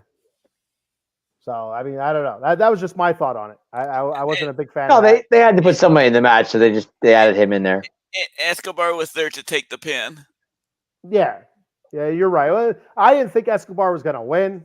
So I do understand that, but if you think number one contendership, that's a big deal, but you have somebody that just lost in that match. It doesn't make sense to me. And one person on the team that beat Escobar was in the second one. Yeah. The second. All right. So, Dave, do you have anything on this match? Did you see this match? Yeah, seeing Fantasma come out was good. I'm a fan of them. I like them a lot. I think they're really good. And then Street Profits, they do it. Guys, are the Street Profits faced? Are they faced or what is their story? I mean, I don't know. I can't figure it out. Ashley. I think they tried to turn heel, but the fans were not having any part of it. Okay, because I get lost on them. I don't know if they're heel or not or what's going on. Because I love to watch Montez Ford. I just think they're great. I love to see him fly. But of course, the Megastar won, which is well deserved because he had a great WrestleMania match with AJ, and now he wins this match, puts him on top, and puts him back on that ladder. You were saying before, Big Man, that he was falling a little bit. Now he's going back up. I kind of like it. I kind of like what I'm seeing there. Yeah, he's stringing together some big wins recently. Yeah, 2 big wins. That's good. That's what they need to do. Yeah. So yeah, big win for LA Knight. Anything else from this match, guys? Guys, do you think this puts Lashley on a bad spot? I mean, should he be there? Shouldn't he be there? What do you guys think? I mean, I'm confused on that. Right now, to me, he's right now high mid card. I just don't see him being in the world title in the big title picture right now. Okay. Yeah, that could I agree change. with Eddie. But I think the True. only way it could change is if they put the title on Goldberg again. yeah, That's the only way. Like, No, I like what- Lashley. I do. I'm a fan. I'm a fan of Lashley. I am, and I No, it think he's doesn't mean I don't like Lashley. I mean, no, Yeah. but I'm I'm good at LA Night one, but I'm just saying, now. I'm just trying to figure out where that puts Lashley. Is he still? Is he? I mean, they try to keep bringing him up, but then they bring him back down again. So I'm kind of confused on that. go ahead, my Adam. favorite. I think Lashley is more of a manager now, and like take that Okay. like don't put him in the like main event matches, but he'll lose it. Like I think like he's more of a manager, like where the Street Profits win the SmackDown tag titles. I can see that. Yeah, Makes sense. Okay. go ahead, Eddie. My favorite Lashley moment ever is when he put Goldberg's punk kid in the hurt lock. That was great. Oh, right. Hey Ken, could you pause my screen for a minute? I can pause your screen for a minute there, Adam Glenn. Sure. That's what happens when you get in the ring with the big boys. All right. But good to see LA Knight get the win. I was happy for that. You know me, guys. Yeah, I love LA Knight. So anytime he wins, I'm a happy camper. Keep rising to the top. He's got to get a title sometime, big man. It's only a matter of time. I agree 100%. I have an opinion on LA Knight, but I can wait till after we're done with the triple threat because my thought process involves LA Knight against the person that he's going to be facing. Okay. All right. So we'll get there in a couple minutes. So then the next segment after that, you had the Bloodline come out, or who was there for the Bloodline. You had Yeah. Solo, Jimmy, and Paul Heyman come down. And Paul Heyman, of course, a terrific Oh, promo look guy. at this guy to my right. Look at this guy over here. Look at his chops. Like, you can't wait to. Oh, man. Look at him. He's excited. And so yeah, Paul's out there cutting a promo on it, talking about accountability, and saying, congrats to Cody Rhodes. He won. He deserved it. First time he wasn't fully prepared. They got one over on Cody with solo distraction. He said this time, he kind of reversed the tables on him. He said that Seth is the one that distracted Roman because of 10 years of unfinished business with Seth. Yep. And he said that cost Roman. That lack of focus cost Roman Reigns, and he's accountable and he understands that. Mhm. And Cody Rhodes is now your Universal Champion. And so as he's cutting this promo, Solo, because before they went out in the backstage, this is where Paul said to Solo, winning is everything and losing has its repercussions, or something like that. Something similar to that. And I think Adam Glenn's ready to hop back on here. Let's see. Yeah, I am. There he is. There he All is. right. And so, as Paul's cutting his promo in the ring, Solo kind of starts turning slowly and has that mean mug he always has on. He has that resting bitch face all the time. I'm sick of Solo. And and so he kind of stops Paul, and Paul's like, looking like kind of a little bit horrified and curious as to why he's being interrupted by Solo, the voiceless wonder. And he says, so losing has its repercussions, right? And losing, things need to change or something along those lines. And then kind of starts looking at Jimmy. Jimmy's like, you talking about me? Jimmy's like very confused by this. And then for some reason, I don't understand this part of it. But Solo, Jimmy's freaking out because like you're talking about me. I'm the problem. And then Solo kind of puts his arms out, slowly goes in for a hug, and Jimmy's kind of like cool with it, like, all right. And Solo's like, you're my brother. I love you. And that was it. He let go of me. He said, I love you back. And then he's attacked by Tama Tonga. The newest member apparently of the Bloodline from New Japan. He's been there making a name. It's Haku's son. So it's all in that bloodline there. And they beat the shit out of Jimmy. He got the spike in the throat a couple times. Paul Heyman's in the corner freaking out. And then they end up putting his head in a chair. And Solo used his ass to squish his head. So yes, he did. yeah, so that, and I'll tell you what, that was one hell of a segment, and that's going to open the door to so many different possibilities. That I know Eddie's over there, rubbing his hands. Eddie's together. loving everything you're saying. He's loving every minute of it.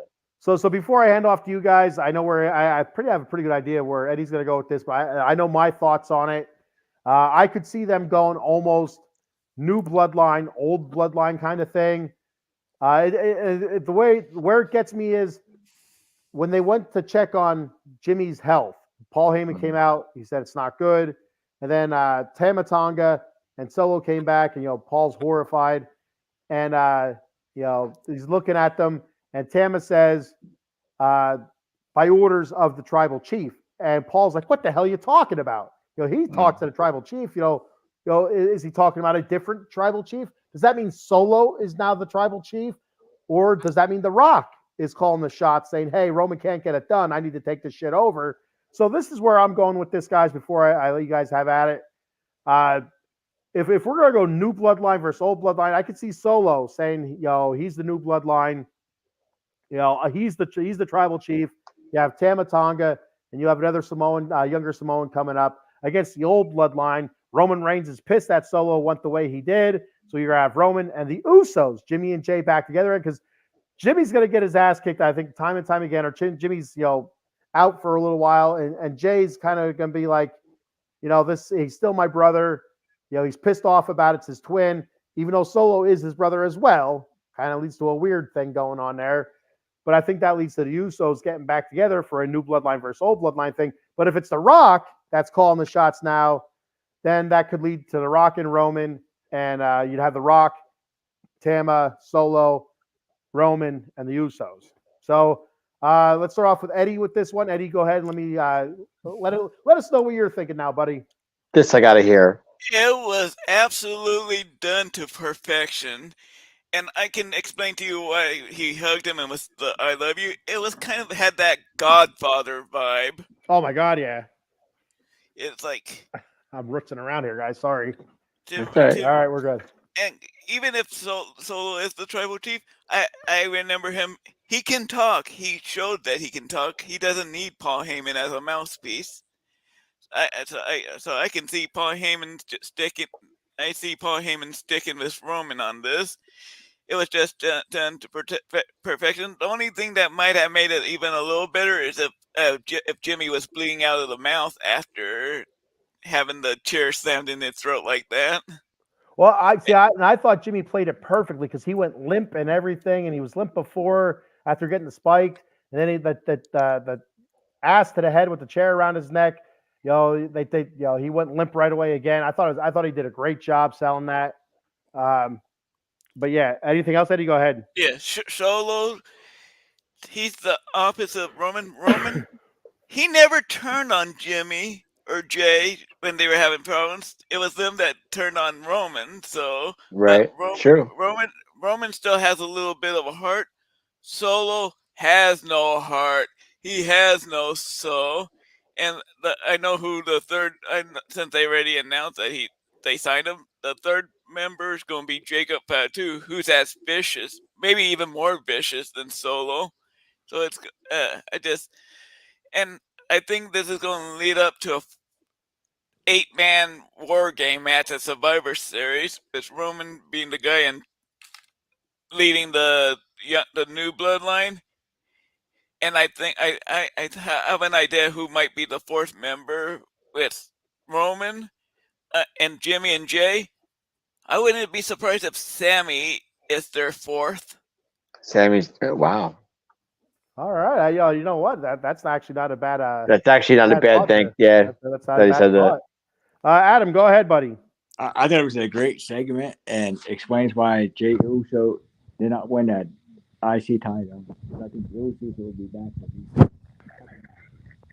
Adam, can you hear me? Lost you. Oh, can you hear me? Yeah, Now we can. Now we can. You were muffled. Oh, Go ahead. I Say think it was what you were saying again, buddy. We didn't hear you. I think it was a great segment, and the Usos come back and it explains why Jey Uso is not the IC champ, because I think Jey Uso should beat Gunther. All right. But I think the Usos come back for these couple matches. Ooh. All right, Dave, go ahead. So Adam, you think the Usos are going to be back as a tag team again? Oh, for a few matches. At least against like the bloodline against Solo and that Haku-san. Okay. Oh, Tommy Tonga. Yeah. Okay. I got you. I didn't see this coming, guys. I didn't see this coming at all. I didn't think that Solo would turn on Jimmy like that. I didn't see it coming. But now it kind of makes sense. I mean, but Solo is the new tribal chief. I'm not into that. I just Well, Roman named him as the successor. Roman said it yeah. himself. That's why my thought went to him right away. Yeah, I get it, but I'm just not. I mean, Solo doesn't talk. I mean, what's doesn't. I mean, But you're not gonna like give him Eddie said, he can talk. And so Eddie, real quick, to get back to Dave here in a second. I don't think Roman Reigns needs Paul Heyman as a mouthpiece either. At first, he'll perhaps kind of help him along, but now he doesn't need him. But I think Paul's just there because he is a hell of a talker and a manager. What I can see to really make Roman kind of snap is if they do a beat down on Paul. Oh, which I don't think they'll do. I don't think they'll do. But anyway, Nah. I think they would protect. I would believe they would protect him big time. Yeah. Go ahead, Dave. Finish your thought. What if Roman Roman comes back and says to Solo, what was it? First of all, was it Roman's idea to take Jimmy out? I don't think so. Do you guys think that? I don't see that. No, I don't think so either. I think that's why I think it's. That's why I think Roman goes after Solo and kicks his ass. When he said Tama said to Paul Heyman by orders of the tribal chief, that's why Paul was so confused. I mean, Solo took, he was, Paul Heyman, went to the cell phone in the ring when they were doing their, we are one salute. Said, call Roman Reigns, and then Solo took the phone from his hand, threw it on the ground, stomped it so I think, and then twisted his foot like he's outing a cigarette. Right. So I think once Roman sees Solo, he's gonna whip his ass. I can see that coming. And I see The Rock being the guy that for doing what they did to Jimmy. I can see Roman doing that. Saying, "Come on, Jimmy's been with me the whole time. Why would you do that? What's your deal? So it's not all Jimmy's fault. So Tommy Tonga. I don't know much about Tommy Tonga, guys. I gotta be honest. Tell me about him, because I really don't know. He's great. I know he's Haku's son. That's all I know. He looks like a beast. He's so big. Mm-hmm. He's an animal. Mm-hmm. So he was wrestling in New Japan. That's about all I know. That's all I know either. I don't know much about Tommy. I saw him advertised on SmackDown. I'm like, who's Tommy Tonga? I didn't know much about him. But my thing is, I'll just go with this. I think once Roman finds out what Tommy Tonga and Solo did to Jimmy, I think Roman goes after Solo. Now what goes in there, I'm not sure. And that's where I can see Roman getting beaten. I can see Roman getting beaten down and take some time off until closer to Survivor Series. Gotcha. Okay. And he's he can't just take on Solo because Tama Tonga he's gonna help him. Right, but I think Jimmy. I mean, if he's defending Jimmy, which he should do, Jimmy, I think Jimmy's going to be off TV for a while. I think. Is he? Okay. Yeah, I agree with that. Yeah, and then that's where Jacob Fatu shows up to help do the beat help Roman. To beat up on Roman. Oh, to beat up on Roman. Okay. I agree. I agree. We got a comment here real quick. It's been a little while since we had a comment. We have 71 viewers currently right now. Go ahead and throw comments out there, guys. Eileen checking in. She says Reigns apparently is booked for that SmackDown before SummerSlam. Okay. So. Yeah, but schedules can always change for him to show up earlier just because. Well, I really hope that's not the first time we're going to see him after this Mania is SummerSlam. That's a while off here. That's a long time about Roman. Yeah. SmackDown needs Roman. That's for sure. They got Cody, so they don't really need Roman, but Roman to further the Bloodline storyline, they need Roman. Ratings will drop with Cody. So, Eddie, you're telling me they're going to have two Bloodlines? Is that what I'm saying? Is that what I'm hearing here? That's what I said too. A new Bloodline, old Bloodline. Yep. So new bloodline will have. I'm sorry. The old will be Roman, Jimmy, and who did we say? Jay. Jay. Were you listening? Yeah, I'm trying to figure out why. Like, I know. Yeah. I know how to get Jay involved. Is when he does when Jay does go for the belt goes against Damien, the mhm. Solo, Tama, and if Jacob Fatu's around, they can come and cost him and give Jay a beat down too. Yeah, but why would Jay? Why would Jay mess up a good thing that he's going now, being main event Jey Uso, to go back to the bloodline? That don't make sense to me. Well, then he just said to it, because they cost him the title. Yeah, So family. when you want revenge, and then you go through the whole family thing. Mhm. But yeah, they cost him his lone chance to get the world championship, and be what his name says, main event Jey Uso. They're going to cost him that, and that makes a lot of sense. So Okay. But Yes. but even if they don't cost him a championship, they kicked up. They beat up his brother. If someone beats up your brother, you're going after them. well, and Yeah. so my thoughts on that, Adam, was it's going to take multiple times because his brother cost him so many things. So he had Roman beat. That was the first time Jimmy turned on him, and then time and time after that, again, Jimmy would come out there and just cost him a big match. So there's a lot of hate there, a lot of piss. He's pissed off at him still. So one beatdown's not going to fix that. 2, 3 beatdowns like that, like as violent as it was, would change that. It would be like, hey, this is my twin, this is my brother, 9 minutes apart, whatever the hell it is. Even though Solo is their brother as well. But yeah, it's going to take more than one beatdown. But do you think Roman's actually going to accept the fact that Solo and Tommy Tonga are here kicking Jimmy's ass? He's going to accept. He's not going to accept that. He's going to try. He's going to try and do something about that, but he's going 2-on-1, 3 against 1. Sorry, Roman's not Superman. No. And nobody's going to help Roman unless Yeah. it's somebody from his family or whatever. Nobody, you're not going to see Cody Rhodes come out and help Roman. You're not going to see LA Knight. The Randy Rock could.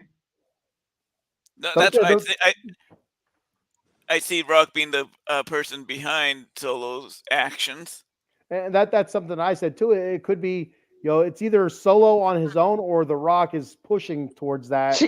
Saying Roman couldn't get the job done, so he's taking over. Okay, so if you guys are going that route, does that mean Rock versus Roman again? Are we going to see it? Is that where this is going? Down the road.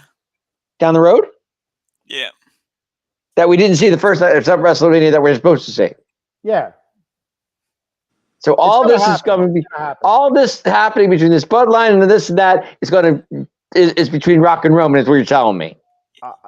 Eventually. I think is that where you're going with this? Survivor Series in the War Game. So to have two bloodlines, you have to have Rock versus Roman, is what you're saying to me. Correct. Is that what I'm hearing here? Am I wrong? That's the way to get to their. That's the way to get to Rock against Roman. Okay. Yeah, I mean, he only said it 6 goddamn times, Dave. No, I'm just trying to figure it out because I don't. Okay, maybe I'm just lost. I don't know. I mean, But to me, two bloodlines is stupid. That's just dumb. I don't get it. What do I need 2 bloodlines for when I just went through a whole year of a bloodline? Why not get 2 of them now? Well, because we have like a civil war with the bloodline right now, right? Okay. Kind of like when you had 2 NWOs. It's not quite the same thing, but that's kind of what it's like almost. So that's why you have the new bloodline, the younger Samoans that are coming up through the system. Solo, the younger brother of the Usos. Usos have been around for half a century now. Yeah. Winning tag team titles. Roman Reigns has been around for as long as dirt has been around. Okay. So there's your old bloodline. Your new bloodline, the guys that just came up, that just started, right there's your new bloodline. Tommy Tonga and Solo are my new bloodline. And Jacob Fatu. Tama Tonga. When you finally get to see Jacob Fatu, you're going to absolutely love him. Okay. All right, we have a comment. We have 2 comments here. I'm I sorry. I know I'm the confused guy here. I get it, and between you guys, I understand you guys are in that. I just don't understand 2 bloodlines. I don't why. We just told you why. Now that you told me, I get it, but I still don't see the point. So here's the end game of this. The end game of this, the whole end game of this is to get to Rock and Roman Reigns. I think at WrestleMania next year. Okay. Anything sooner, but just the one-on-one match, Rock Roman. Because if Rock is the one leading the new bloodline, which we think is going to almost like at the creation is going to be the new bloodline. If the Rock is the one pushing this, is the one behind this, is the man behind the curtain, Mm-hmm. then you're going to end up having Rock versus Roman. If Rock is not the man behind the curtain, then there's another way to get to Rock and Roman. But you still have old bloodline, new bloodline, Civil War bloodline. That's what it is. Samoan on Samoan crime. Okay. Perfect. I'm not sure if there's going to be that Roman against Rock singles match. I think The Rock is better in some kind of tag team or multi-man type of setup at his age and stuff. Well, and again, you could always go that whole bloodline rules thing and have all this sort of craziness thing. So, but there's ways around it. Okay. Eileen says Jay is scheduled to be at the SmackDown, but that could be just name-wise for draft, and she means Jimmy, not Jay. Ah, okay. So real quick, Eileen, when you said Reigns apparently is booked for that SmackDown before, is that SS SummerSlam? I assume it is, with it being so far off. I don't know. I saw the report that August 2nd, that's the SmackDown that he's been scheduled to be, which is, to me, that's a long way. That is a long time away. That's a long time away. All right. That's 4 months away. Yeah. Wow. All right. So moving on from this, we had Braun Breaker coming back to SmackDown. I think he's going to be the mainstay now at SmackDown. I think he's going to be there every week. Yeah, I'm good. He's there. He lost the tag titles. He and Baron Corbin. Thank you. He faced Cameron Grimes, and another young guy. Kind of did the job almost. He was kind of like a jobber thing there. He was, they announced Braun Breaker and Cameron Grimes is already in the ring, and they kind of gave the old generic Cameron Grimes, kind of thing that you would see an old jobber do. So Braun Breaker went in, did Braun Breaker type stuff, ran around really fast, hit really hard, showed a little bit of adversity because Cameron Grimes did have a little bit of offense in there, so he showed a little bit of adversity. He was able to come back from an adversity, and so good. So it's a good stuff from Braun Breaker. We all know what Braun Breaker's about, and I think we're all excited to see Braun Breaker every week now and see what he can do. So Adam, Glenn, what are your thoughts on Braun Breaker's match, or Braun Breaker, or anything else? I like Braun Baker. What did he say on SmackDown? Do you think? Yeah, he signed with SmackDown. So, but the draft. The draft coming up, that could always throw a wrench in it. I assume everybody on the roster is including in the draft, but I'm not sure. Not everybody gets drafted though. Like there's only so many rounds, so I don't think everybody gets drafted. So whatever show you were on before, I think you stay on that show. I think. Well, I think everybody's free game except the champion, right? Yeah, I'm not sure. The champion can be drafted too. I thought the champion just stayed on one brand. No, because they can always switch. Or does both brands. That's I don't think the champion matters. And remember, was it last year or the year before where the 2 women champions were drafted and they just had switched? I think it was Charlotte and Becky that had switched belts with each other. Okay. Oh, that's right. Good call. You're right. I don't see that happening, switching belts. I wouldn't be surprised if the champion switched brands. I wouldn't be surprised by that at all. But I don't see them switching belts. That's the belt that Cody wanted. That's the Cody won. So I don't see. No, I think he said the women's did. The men's. Yeah, that is what he said. But I don't see that happening on the men's side. Oh, gotcha. Because of go ahead, Eddie. Maybe they'll limit on who can drafted. Like champions cannot be drafted. Well, and so if you remember when that happened, I do believe the women's championship was the Raw Women's Championship and the SmackDown Women's Championship. Yeah, So and they, they they were brand reversed it. specific. These aren't the Raw Championship in the men's division. This isn't the SmackDown. It's the heavyweight championship, the World's Heavyweight Championship, and the Universal title, I believe. So they're not specific to brand, so they Yeah. can go back and forth. Gotcha. They can get drafted to Raw and still have that specific title. Okay. All right, so Cowboy Dave, go ahead. Your thoughts on Braun Breaker. I love Braun Breaker. I think he's great. He's just fun to watch to me. He's just coming up the SmackDown brand.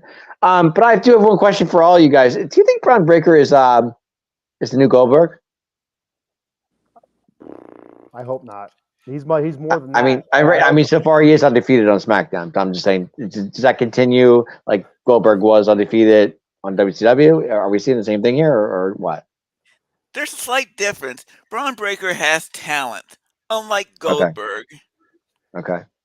I don't think they're going to go that route. I mean, because how poorly the fans liked the Goldberg streak up to a point, but how to a point they did. How poorly it was reflected down the road. You know what I mean? Right. So I don't see them making that mistake again. Okay. Any wrestling promotion, really. Mhm. But I do. They're not. I don't think they're gonna blow them up like Eddie said. I'm not saying Goldberg didn't have talent. Goldberg had what they needed. You know what I mean? Like, they made a monster out of him, a big beast out of him. That's what he was. He was strong. He was powerful. He was a spear and a jackhammer, suplex, whatever the hell you want to call it, and that was it. Braun Breaker is much more than that. One only because not only coming from a wrestling family,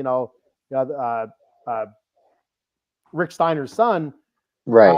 But he's very athletic. The dude is has a ton of speed, without a doubt.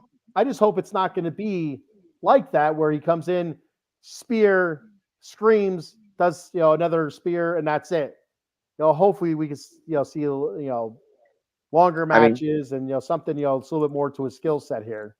I think he's gonna be just like his dad and his Uncle Scott when Scott was younger before he became Big Papa Pup, where they actually had a lot of moves in their move sets. Mhm. Yeah. Just a question. I wasn't sure where they were going with this because he's undefeated on SmackDown as of now. He has not lost a match yet. So my point being is, I think I kind of see another Goldberg in Braun Breaker. I don't know. I could be wrong. Just a thought. Eileen's saying pretty easy to figure out the draft because they don't split up married engaged couples. Usually, the only problem I see with that, Eileen, is you keep these people together. Sooner or later, they're gonna have marital relations with each other, or relations if they're just dating, and that leads to pregnancy, and then you lose half your talent there. So I would split their asses up just so they can't be pawing at each other all the time. Right. I agree. That's just a joke. Yeah, that's a joke. I got you. Now I'm just saying. We're going 2 hours here, people. I want to joke about pregnancy. Braun Breaker to me is I just see another Goldberg. I could be wrong. I hope not. There's more there, so hopefully they don't book him like that. Okay. Eddie, anything else on this? I just thought they did really good with Braun. Cameron Grimes got a couple moves in, but pretty much 95% of the match went to Braun, which it should have gone to. Okay. All right. Any other thoughts, guys, before we move on? Adam, you Braun Breaker. What's your deal with him? Like I was talking like Braun Breaker. Then I found out he was Rick Steiner's son and Scott Steiner's nephew, and I always liked the Steiner brothers, so I like him more now, and I think he could be more like a Scott Steiner. Okay. He's a good mix, I think, between the both of them. So yeah, it's exciting to see him. I mean, I see built, I see talent, but I see Goldberg too. I just kind of see a mixture. And it's we get that. I know where you're coming from with that. Absolutely, the whole spear thing and the screaming and then the quick matches. Right. Hopefully they don't go that route. Okay. All right. So we had Bayley come out, address the crowd from winning her title at WrestleMania. Very smiley, and she was getting ready to talk about her next challenger. and she was interrupted by Tiffany Stratton, Tiffy time, looking all wonderful as she is. Yeah. And she said, cover up there, girlfriend. Just a little. Just a little. I disagree No, with Dave. no cover up, Tiffany No, Stratton. No cover up a little. Just I'm not saying a lot. Just a little. No. Kids No. do watch the show. Come on now. Well, kids go to the beach too, Dave. Yeah, screw the kids. Kids get everything.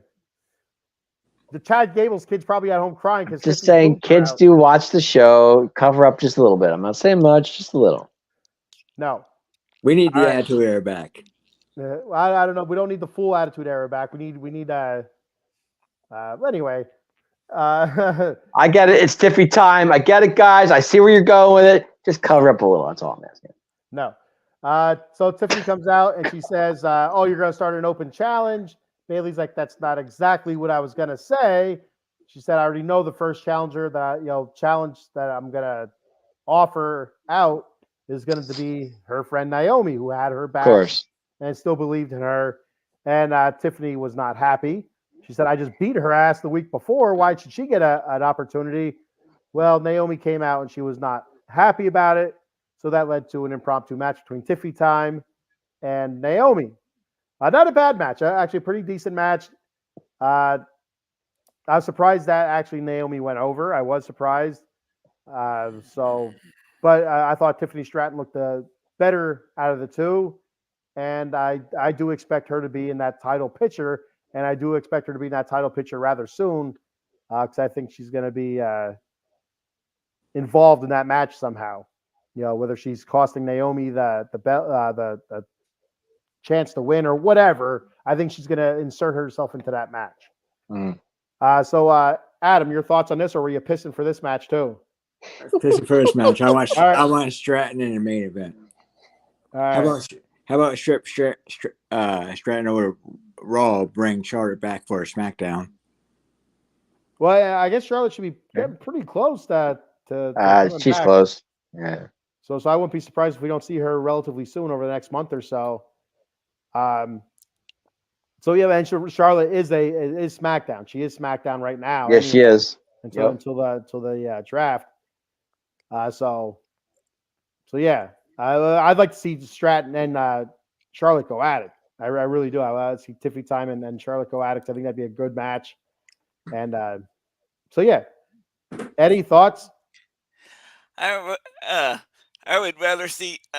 First of all, Tiffany should have gone over. Sorry, Naomi, but Tiffany's the better worker, in-ring worker right now. To me, Tiffany would give Bailey a much better match than Naomi right now. And I want to see Charlotte become a mentor to Tiffany. I think Charlotte is at her best being a heel. And to me, Tiffany Stratton reminds me of a younger Charlotte. I could agree with that. Dave, thoughts? I agree with that. Just make it a triple threat. I'm okay with that. I mean, I just had Tiffany in the match with Tiffany, Bailey, and Naomi, and nothing wrong with that. I'm okay with it. But as long as Bailey retains, I'm okay with that. If they do go that route, it's not going to be right away. Like I said, if Tiffany Stratton goes out and does cost Naomi that opportunity, you could see them turn it into a three-way match somehow. But yeah, it won't be right away. But it could eventually go that way. I wouldn't be overly shocked by that at all. And I like where they're. I love what they're doing with Tiffany. I think Tiffany's doing a great job. She's really making a name for herself, which is really good. And I enjoy that. And Naomi, not a fan, but it's fine. I'm okay with it. Go triple threat. I'm good with it. Naomi, to me, she burned her bridges when she left with Sasha, and I'm still not over that yet. But her coming back. People leave all the time. Go ahead, Eddie. People leave all the time. I get it. I get it. But come on. No one's talking about this, but shouldn't the former champion get the first rematch? Yes. Not anymore. Did Triple H say no to that a couple of years ago? See? There you go. I don't know all of that. I don't remember that. Yeah, I thought he said no more rematches. Like when they came up with that, like that new saying, like it's our era, like the new era. Yeah. Yeah. EO deserves a rematch right away. First of all, she would give a match between EO and Bailey would be a million times better than any match involved with Naomi. So what does EO get a rematch at Backlash? She should get one soon, if not now, at least the next pay-per-view. Okay. Well, I mean, if we're talking about rematches, I say crap on EO Sky. But what about Drew McIntyre? Yeah, Drew McIntyre. He had they to go out and shouldn't even- fight for a number one contendership. I was so confused by that, but I didn't realize Triple H said there's no more automatic rematch clauses. I think he did say that. I think Yeah, like Adam's 3 right on years that. ago. It would explain a lot. It absolutely would. Yeah. Yeah, I call BS. Eileen says, I kind of laughed at the NXT call. Battled a returning WWE star as the first battle for the championship. Gotcha. So I didn't hear that part. I Okay. missed it. No, like I said, if they're gonna make it a triple threat, I'm okay with that. As long as Bayley retains, I'm fine. All right. Any other thoughts from this match? Tiffany looked good. Naomi, Well, and so In what way did Tiffany look good to you, sir? Let's see. She's a very good in-ring worker for somebody Okay, that has that's fine. experience.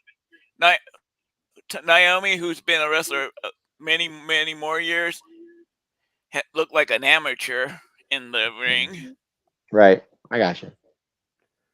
And so I thought Naomi looked good in the ring. She looks a little bit slower, more deliberate than like what Tiffany Stratton or some of the younger performers are. But overall, I thought her moveset looked good. There's something that was off a little bit, but nothing big. It's just a little bit slower, I think, and a little bit more deliberate. Which it is what it is.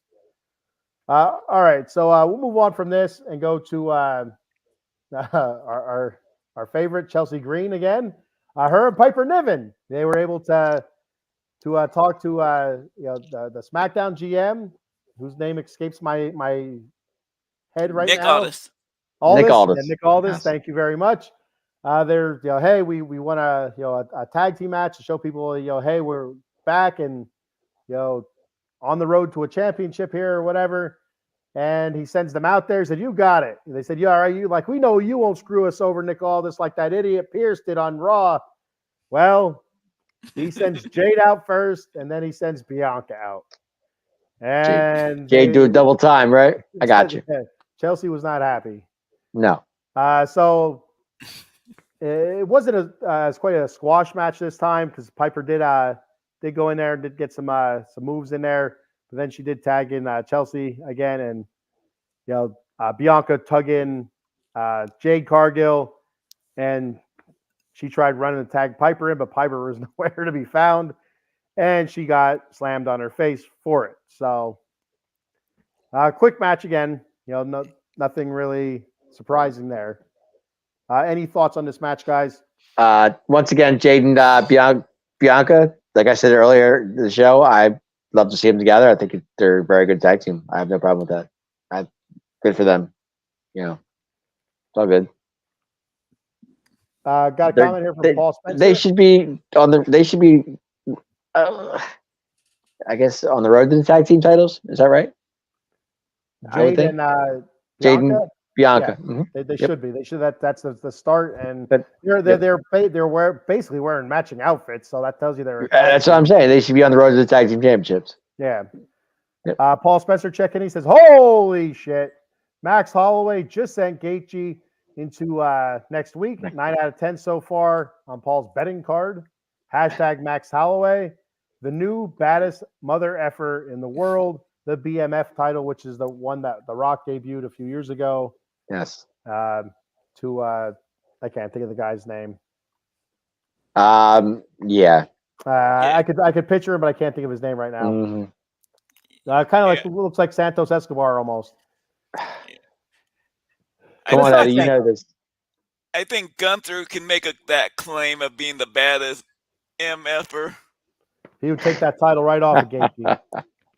So let's move on from that match. Unless anybody else has anything to add, Chelsea Green and Piper versus Jade and Bianca. Adam, what you think of that, man? He was I don't pissing on like. that one. I don't. What? Oh, sorry, my fault. I forgot. He said I he don't like. I don't like Piper says Dewdrop or whatever her name was. So Dewdrop, yeah. you're Yeah. not a fan of Piper Niven, Adam? no, never Why liked her. not? She's not a diva. Well, it's not the Divas anymore. This is women's wrestling. Yeah. Yeah.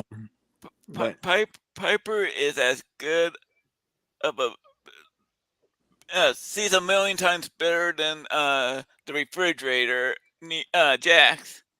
Nia, Piper yeah. Niven, Piper can actually move around pretty good. She's very athletic for somebody that's not a diva size. I agree. So I would have disagreed with you again, Eddie, on that one a couple weeks ago, or before Piper got hurt. But she looked good in that match. She did move around well, so I'll give you that one. All right, so moving on to the main event of the night, the second half of the number one contendership match, to be set up to see who's going to contend for Cody's title. You had KO versus Rey Mysterio versus AJ Styles, and good match. Yes. Rey Mysterio. I'm done with Ray. I'm sorry. I'm just done. It's not against Ray. It's like are we still walking him out here? I mean, like if we're gonna put an old guy out there, get Randy Orton out there then. Yeah, or I Kevin agree. Owens. Kevin Owens was out there. Was out there. Oh yeah. Randy Orton would have made sense. Maybe it would have continued the story with him and Randy Orton a little bit. So yeah, but I mean, that's who they rolled out there. KO, Ray, and AJ, and as soon as they did, I'm like, well, AJ's gonna win that match. I mean, it's you're gonna have another LA Knight, AJ Styles. Exactly. So. Yep. Go ahead. This is where my plan comes into play about AJ Styles. When AJ and AJ and LA Knight have their match, this will be the setup for Logan Paul and LA Knight when Logan Paul comes and screws LA Knight.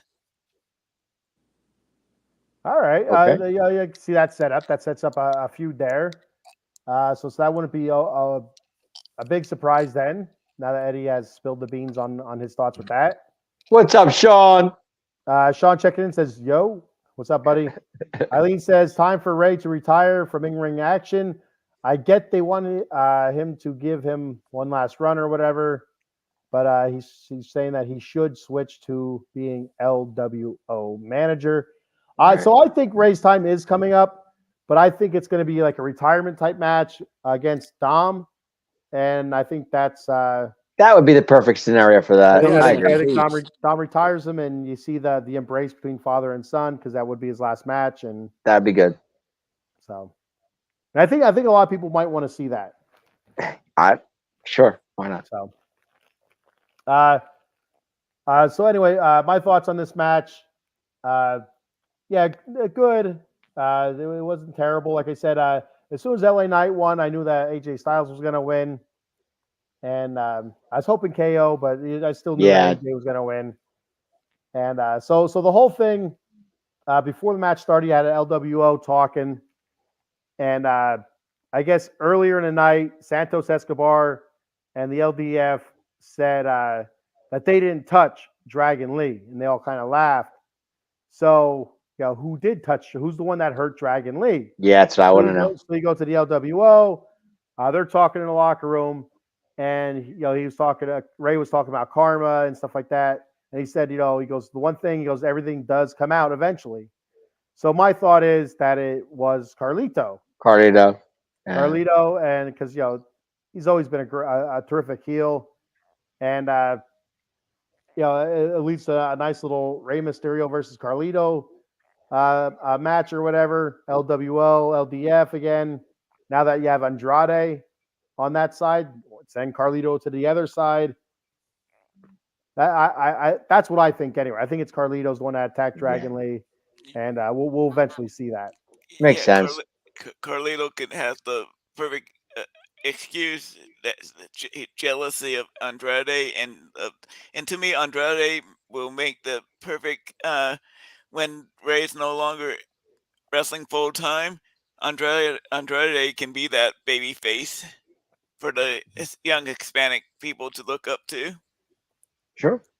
And so my thought on that is Carlito wanted Andrade in that match because he wanted LW to win, and he doesn't think Dragon Lee could have won. It's almost kind of like I did it for the team kind of thing, but it's gonna turn like that's not right, that's not the way you do it, blah blah blah type of thing. I could see that almost happening, or I could see straight up Carlito's not digging what Ray's putting out there, and kind of like what Santos, happened to Santos and Ray. Santos wasn't digging Ray, and that was that. So I love the fact that Zelina and Andrade are back together again. Remember they were together in NXT? No, I don't remember. I never watched NXT. Sorry, Eddie. And did he come up with him at the same time when they both got caught up to the main roster? I'm trying to remember that. Not sure. No idea. Adam, what do you think? Were they called at the same time? I don't remember because I really don't watch NXT. All right, we'll figure it out. Eddie's the professor of professional wrestling. Yes, he is. Yes, he is. But I think if Eddie thinks that they came up at the same time, they probably did. They probably did. I can't remember, something that we talked about 2 minutes ago, so I have no idea. Great match. I love it. I love AJ Styles usually get the win, but I like the ending of the match when LA Knight came in and AJ had the face off. That was good. That was good. Yeah, I enjoyed that. I thought they had a really good WrestleMania match, and this is going to mean a little bit more. So I think that's good. I think it's good. Yep. To me, the only match that was better than the LA Knight AJ match that night too was the Gunther Sami Zayn match. I thought that was night one. Oh, that was night one. Oh, I'm thinking Drew and Seth. Damn it. Yeah, Seth. Mm-hmm. For the 10 minutes it was as good of a 10-minute match as you could probably have. Absolutely, yeah. Drew and Seth killed it. Yeah, they did. It was good. Very good. All right. So I got two more things, guys, I want to talk about before we get the hell out of here. 2 hours and 17 minutes. Yeah. We still have 90 live viewers. Thank you, everybody, for checking the show out. Appreciate it all. Like I said, if you can, get on YouTube, get on Facebook or whatever, and throw out your comments. Out of the Box Sports Entertainment, because we want to see your comments as well. So anyway, real quick. It is good to see AJ Styles back on the main event of SmackDown now. I'm happy to see that. Yeah. I got a comment about that match. Definitely deserved it. Definitely deserved it. I thought it was a good match, and I think AJ Styles beats LA Knight because I don't think LA Knight's ready for a main event status yet, and I don't think they're going to put the belt on Cody for like a month. So I think AJ Styles gets a title run before a title match before he retires. Okay. No, AJ should be there to take the pin from Cody, and it's to set up LA Knight against Logan Paul. That's a money feud right there, especially just on the promos between those two guys. Good point. Yeah. Sorry, definitely. but AJ's not a world champion. Not right now. Not at this point of his career. No, I'm just glad to see him SmackDown main event. That was great. He gets one last title match before he retires. I'm okay with that. Yeah, Adam didn't say he was going to win it. He said he gets one last title match. One last title shot, yeah. Exactly. I thought I heard Adam say something about a title run for AJ. No. He's at the end of his career. I think says I saw Big E said earlier he might not ever be medically cleared to wrestle again. Heard that. Yeah, I've been hearing that as well. Mm-hmm. That's a bummer, but that's part of the job. But, I mean, he's still a part of it, though. I mean, he's doing commercials. He's doing commentary, stuff like that. Which is at least to see Big E a part of something is fine with me. I'm good with that. I think Big E can be a great color commentator. I agree too. He's very good. I agree. All right, so draft coming up April 26th. Yes. On SmackDown, and also April 29th on Raw. So those are the next two big things coming up before Backlash. So that should be interesting. I always like the draft. It mixes a lot of things up. I don't like it when they split the tag teams up, but anyway, I do like them mixing the rosters up every year. I think it leads to new interesting feuds and stuff like that. And finally, one last thing, guys. Okay. I don't know if you guys noticed, and I noticed it, but I didn't know what the hell was going on. During what women's match was it from Monday night? Was it Roxanne and Indy Hartwell or Could be. Chelsea. But anyway, the TV had some static or a glitch or whatever. Mhm. And it did it again on Friday night during Bronson Reed's promo. And actually, I think during the Chelsea Green Piper Jade Bianca match. And I started seeing online because I thought I saw a letter in there, but like, what the hell was that? I got pissed off right away. I turned my phone off and turned it back on, and everything was fine. But there's actually words in that glitch. They're setting something up, and I guess if you're in the arena, they start playing like weird music and stuff like that. So it seems like they are possibly setting up the whole Uncle Howdy thing. So did you guys I didn't even notice that. Did you guys catch the glitch at all? I don't remember that. Maybe. So there was a glitch during the shows. It was there on purpose. It was on purpose. The glitch was as kind of like a promo, as like a coming soon kind of thing. But the wording in the glitch said, "You forgot about us." So, what does that mean, Eddie? You kind of perked up there. Yeah, he did. If there's an Uncle Howdy, that probably means Alexa will probably be returning with Uncle Howdy. Well, we do know that she is very close to returning. I've seen. I saw things for Alexa a few weeks ago. I didn't think nothing of it, but I was, I'm an Alexa fan. I hope she does come back. I'm excited. If she does, that's great. Yeah. So I mean, it seems like that's what's coming up. I'm really excited about that. The whole Uncle Howdy character and carrying on the Bray Wyatt legacy. So I think that's gonna be a lot of fun. Any other thoughts on Uncle Howdy, Bo Dallas, right? Yep. Uncle Howdy, Bo Dallas. Great combination of Uncle Howdy and Alexa Bliss. Yeah. Okay. I just with Vince out of the picture, I hope Paul gives Bo Dallas or Uncle Howdy a proper run. I think Bo has had talent. He just hadn't been booked very well by Vince in the past. Okay. Yeah, Bo's good. And so the whole Bo leave thing. I mean, I love that Bo. You got to Bo leave. Alexa's got Bo leave. You got to Bo leave. I thought that's fantastic. Like, I did too. It's something that could, really put you low on the card or mid card, but he did it. He knocked it out of the park, and people dug it. He come out there and people would cheer. Then people would start doing the Bo leave thing and all that good stuff. So people do like Bo Dallas. They did like Bo Dallas, and I think they'll love Uncle Howdy. They loved Bray Wyatt. If they do it right, yeah, it'd be great. All right. So, any other thoughts on that, or the rest of the shows this past week before we can finally get off of here? I thought the Monday night after WrestleMania was great. I really did. The crowd was it was the first segment with Cody and Rock was just it definitely started the show with started the show really, really great. I enjoyed it. I really did. It was fun to watch. This year's Raw After Mania made up big time from last year's Raw After Mania, which last year's was a disaster of the show. We can tell the difference that BKM is not part of anything anymore. Thank God.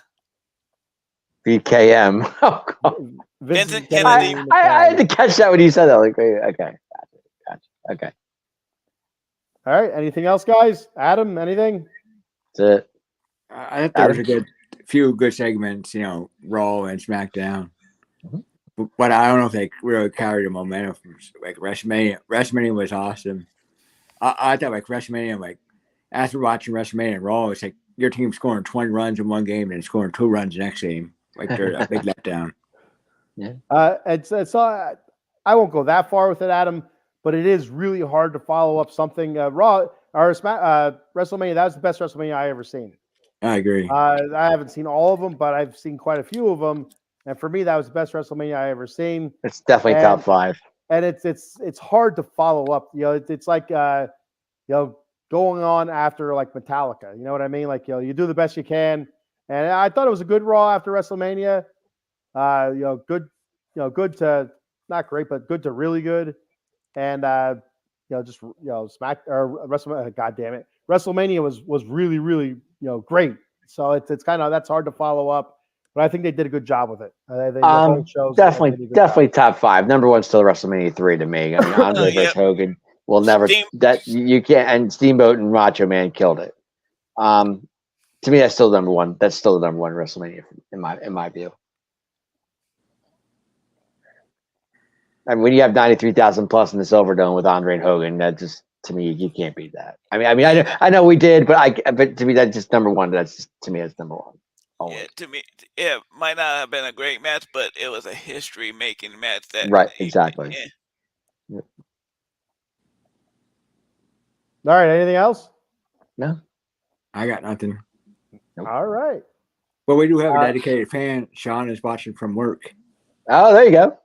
So now Sean is now fired. So thank you for that, Adam. He's on break. He took break to watch. He's on break. Come on now.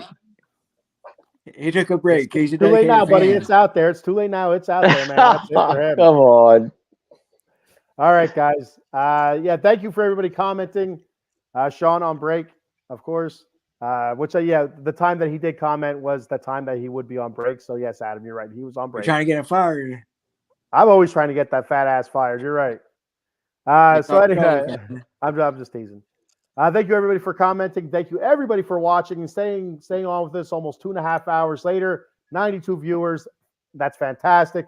I love each and one of you. So that's all we have for tonight. Let me click this gimmick off and let me get this gimmick up here.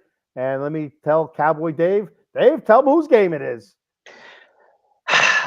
Everybody knows whose game this is. The Atomic Drop Podcast. Yeah. It is later.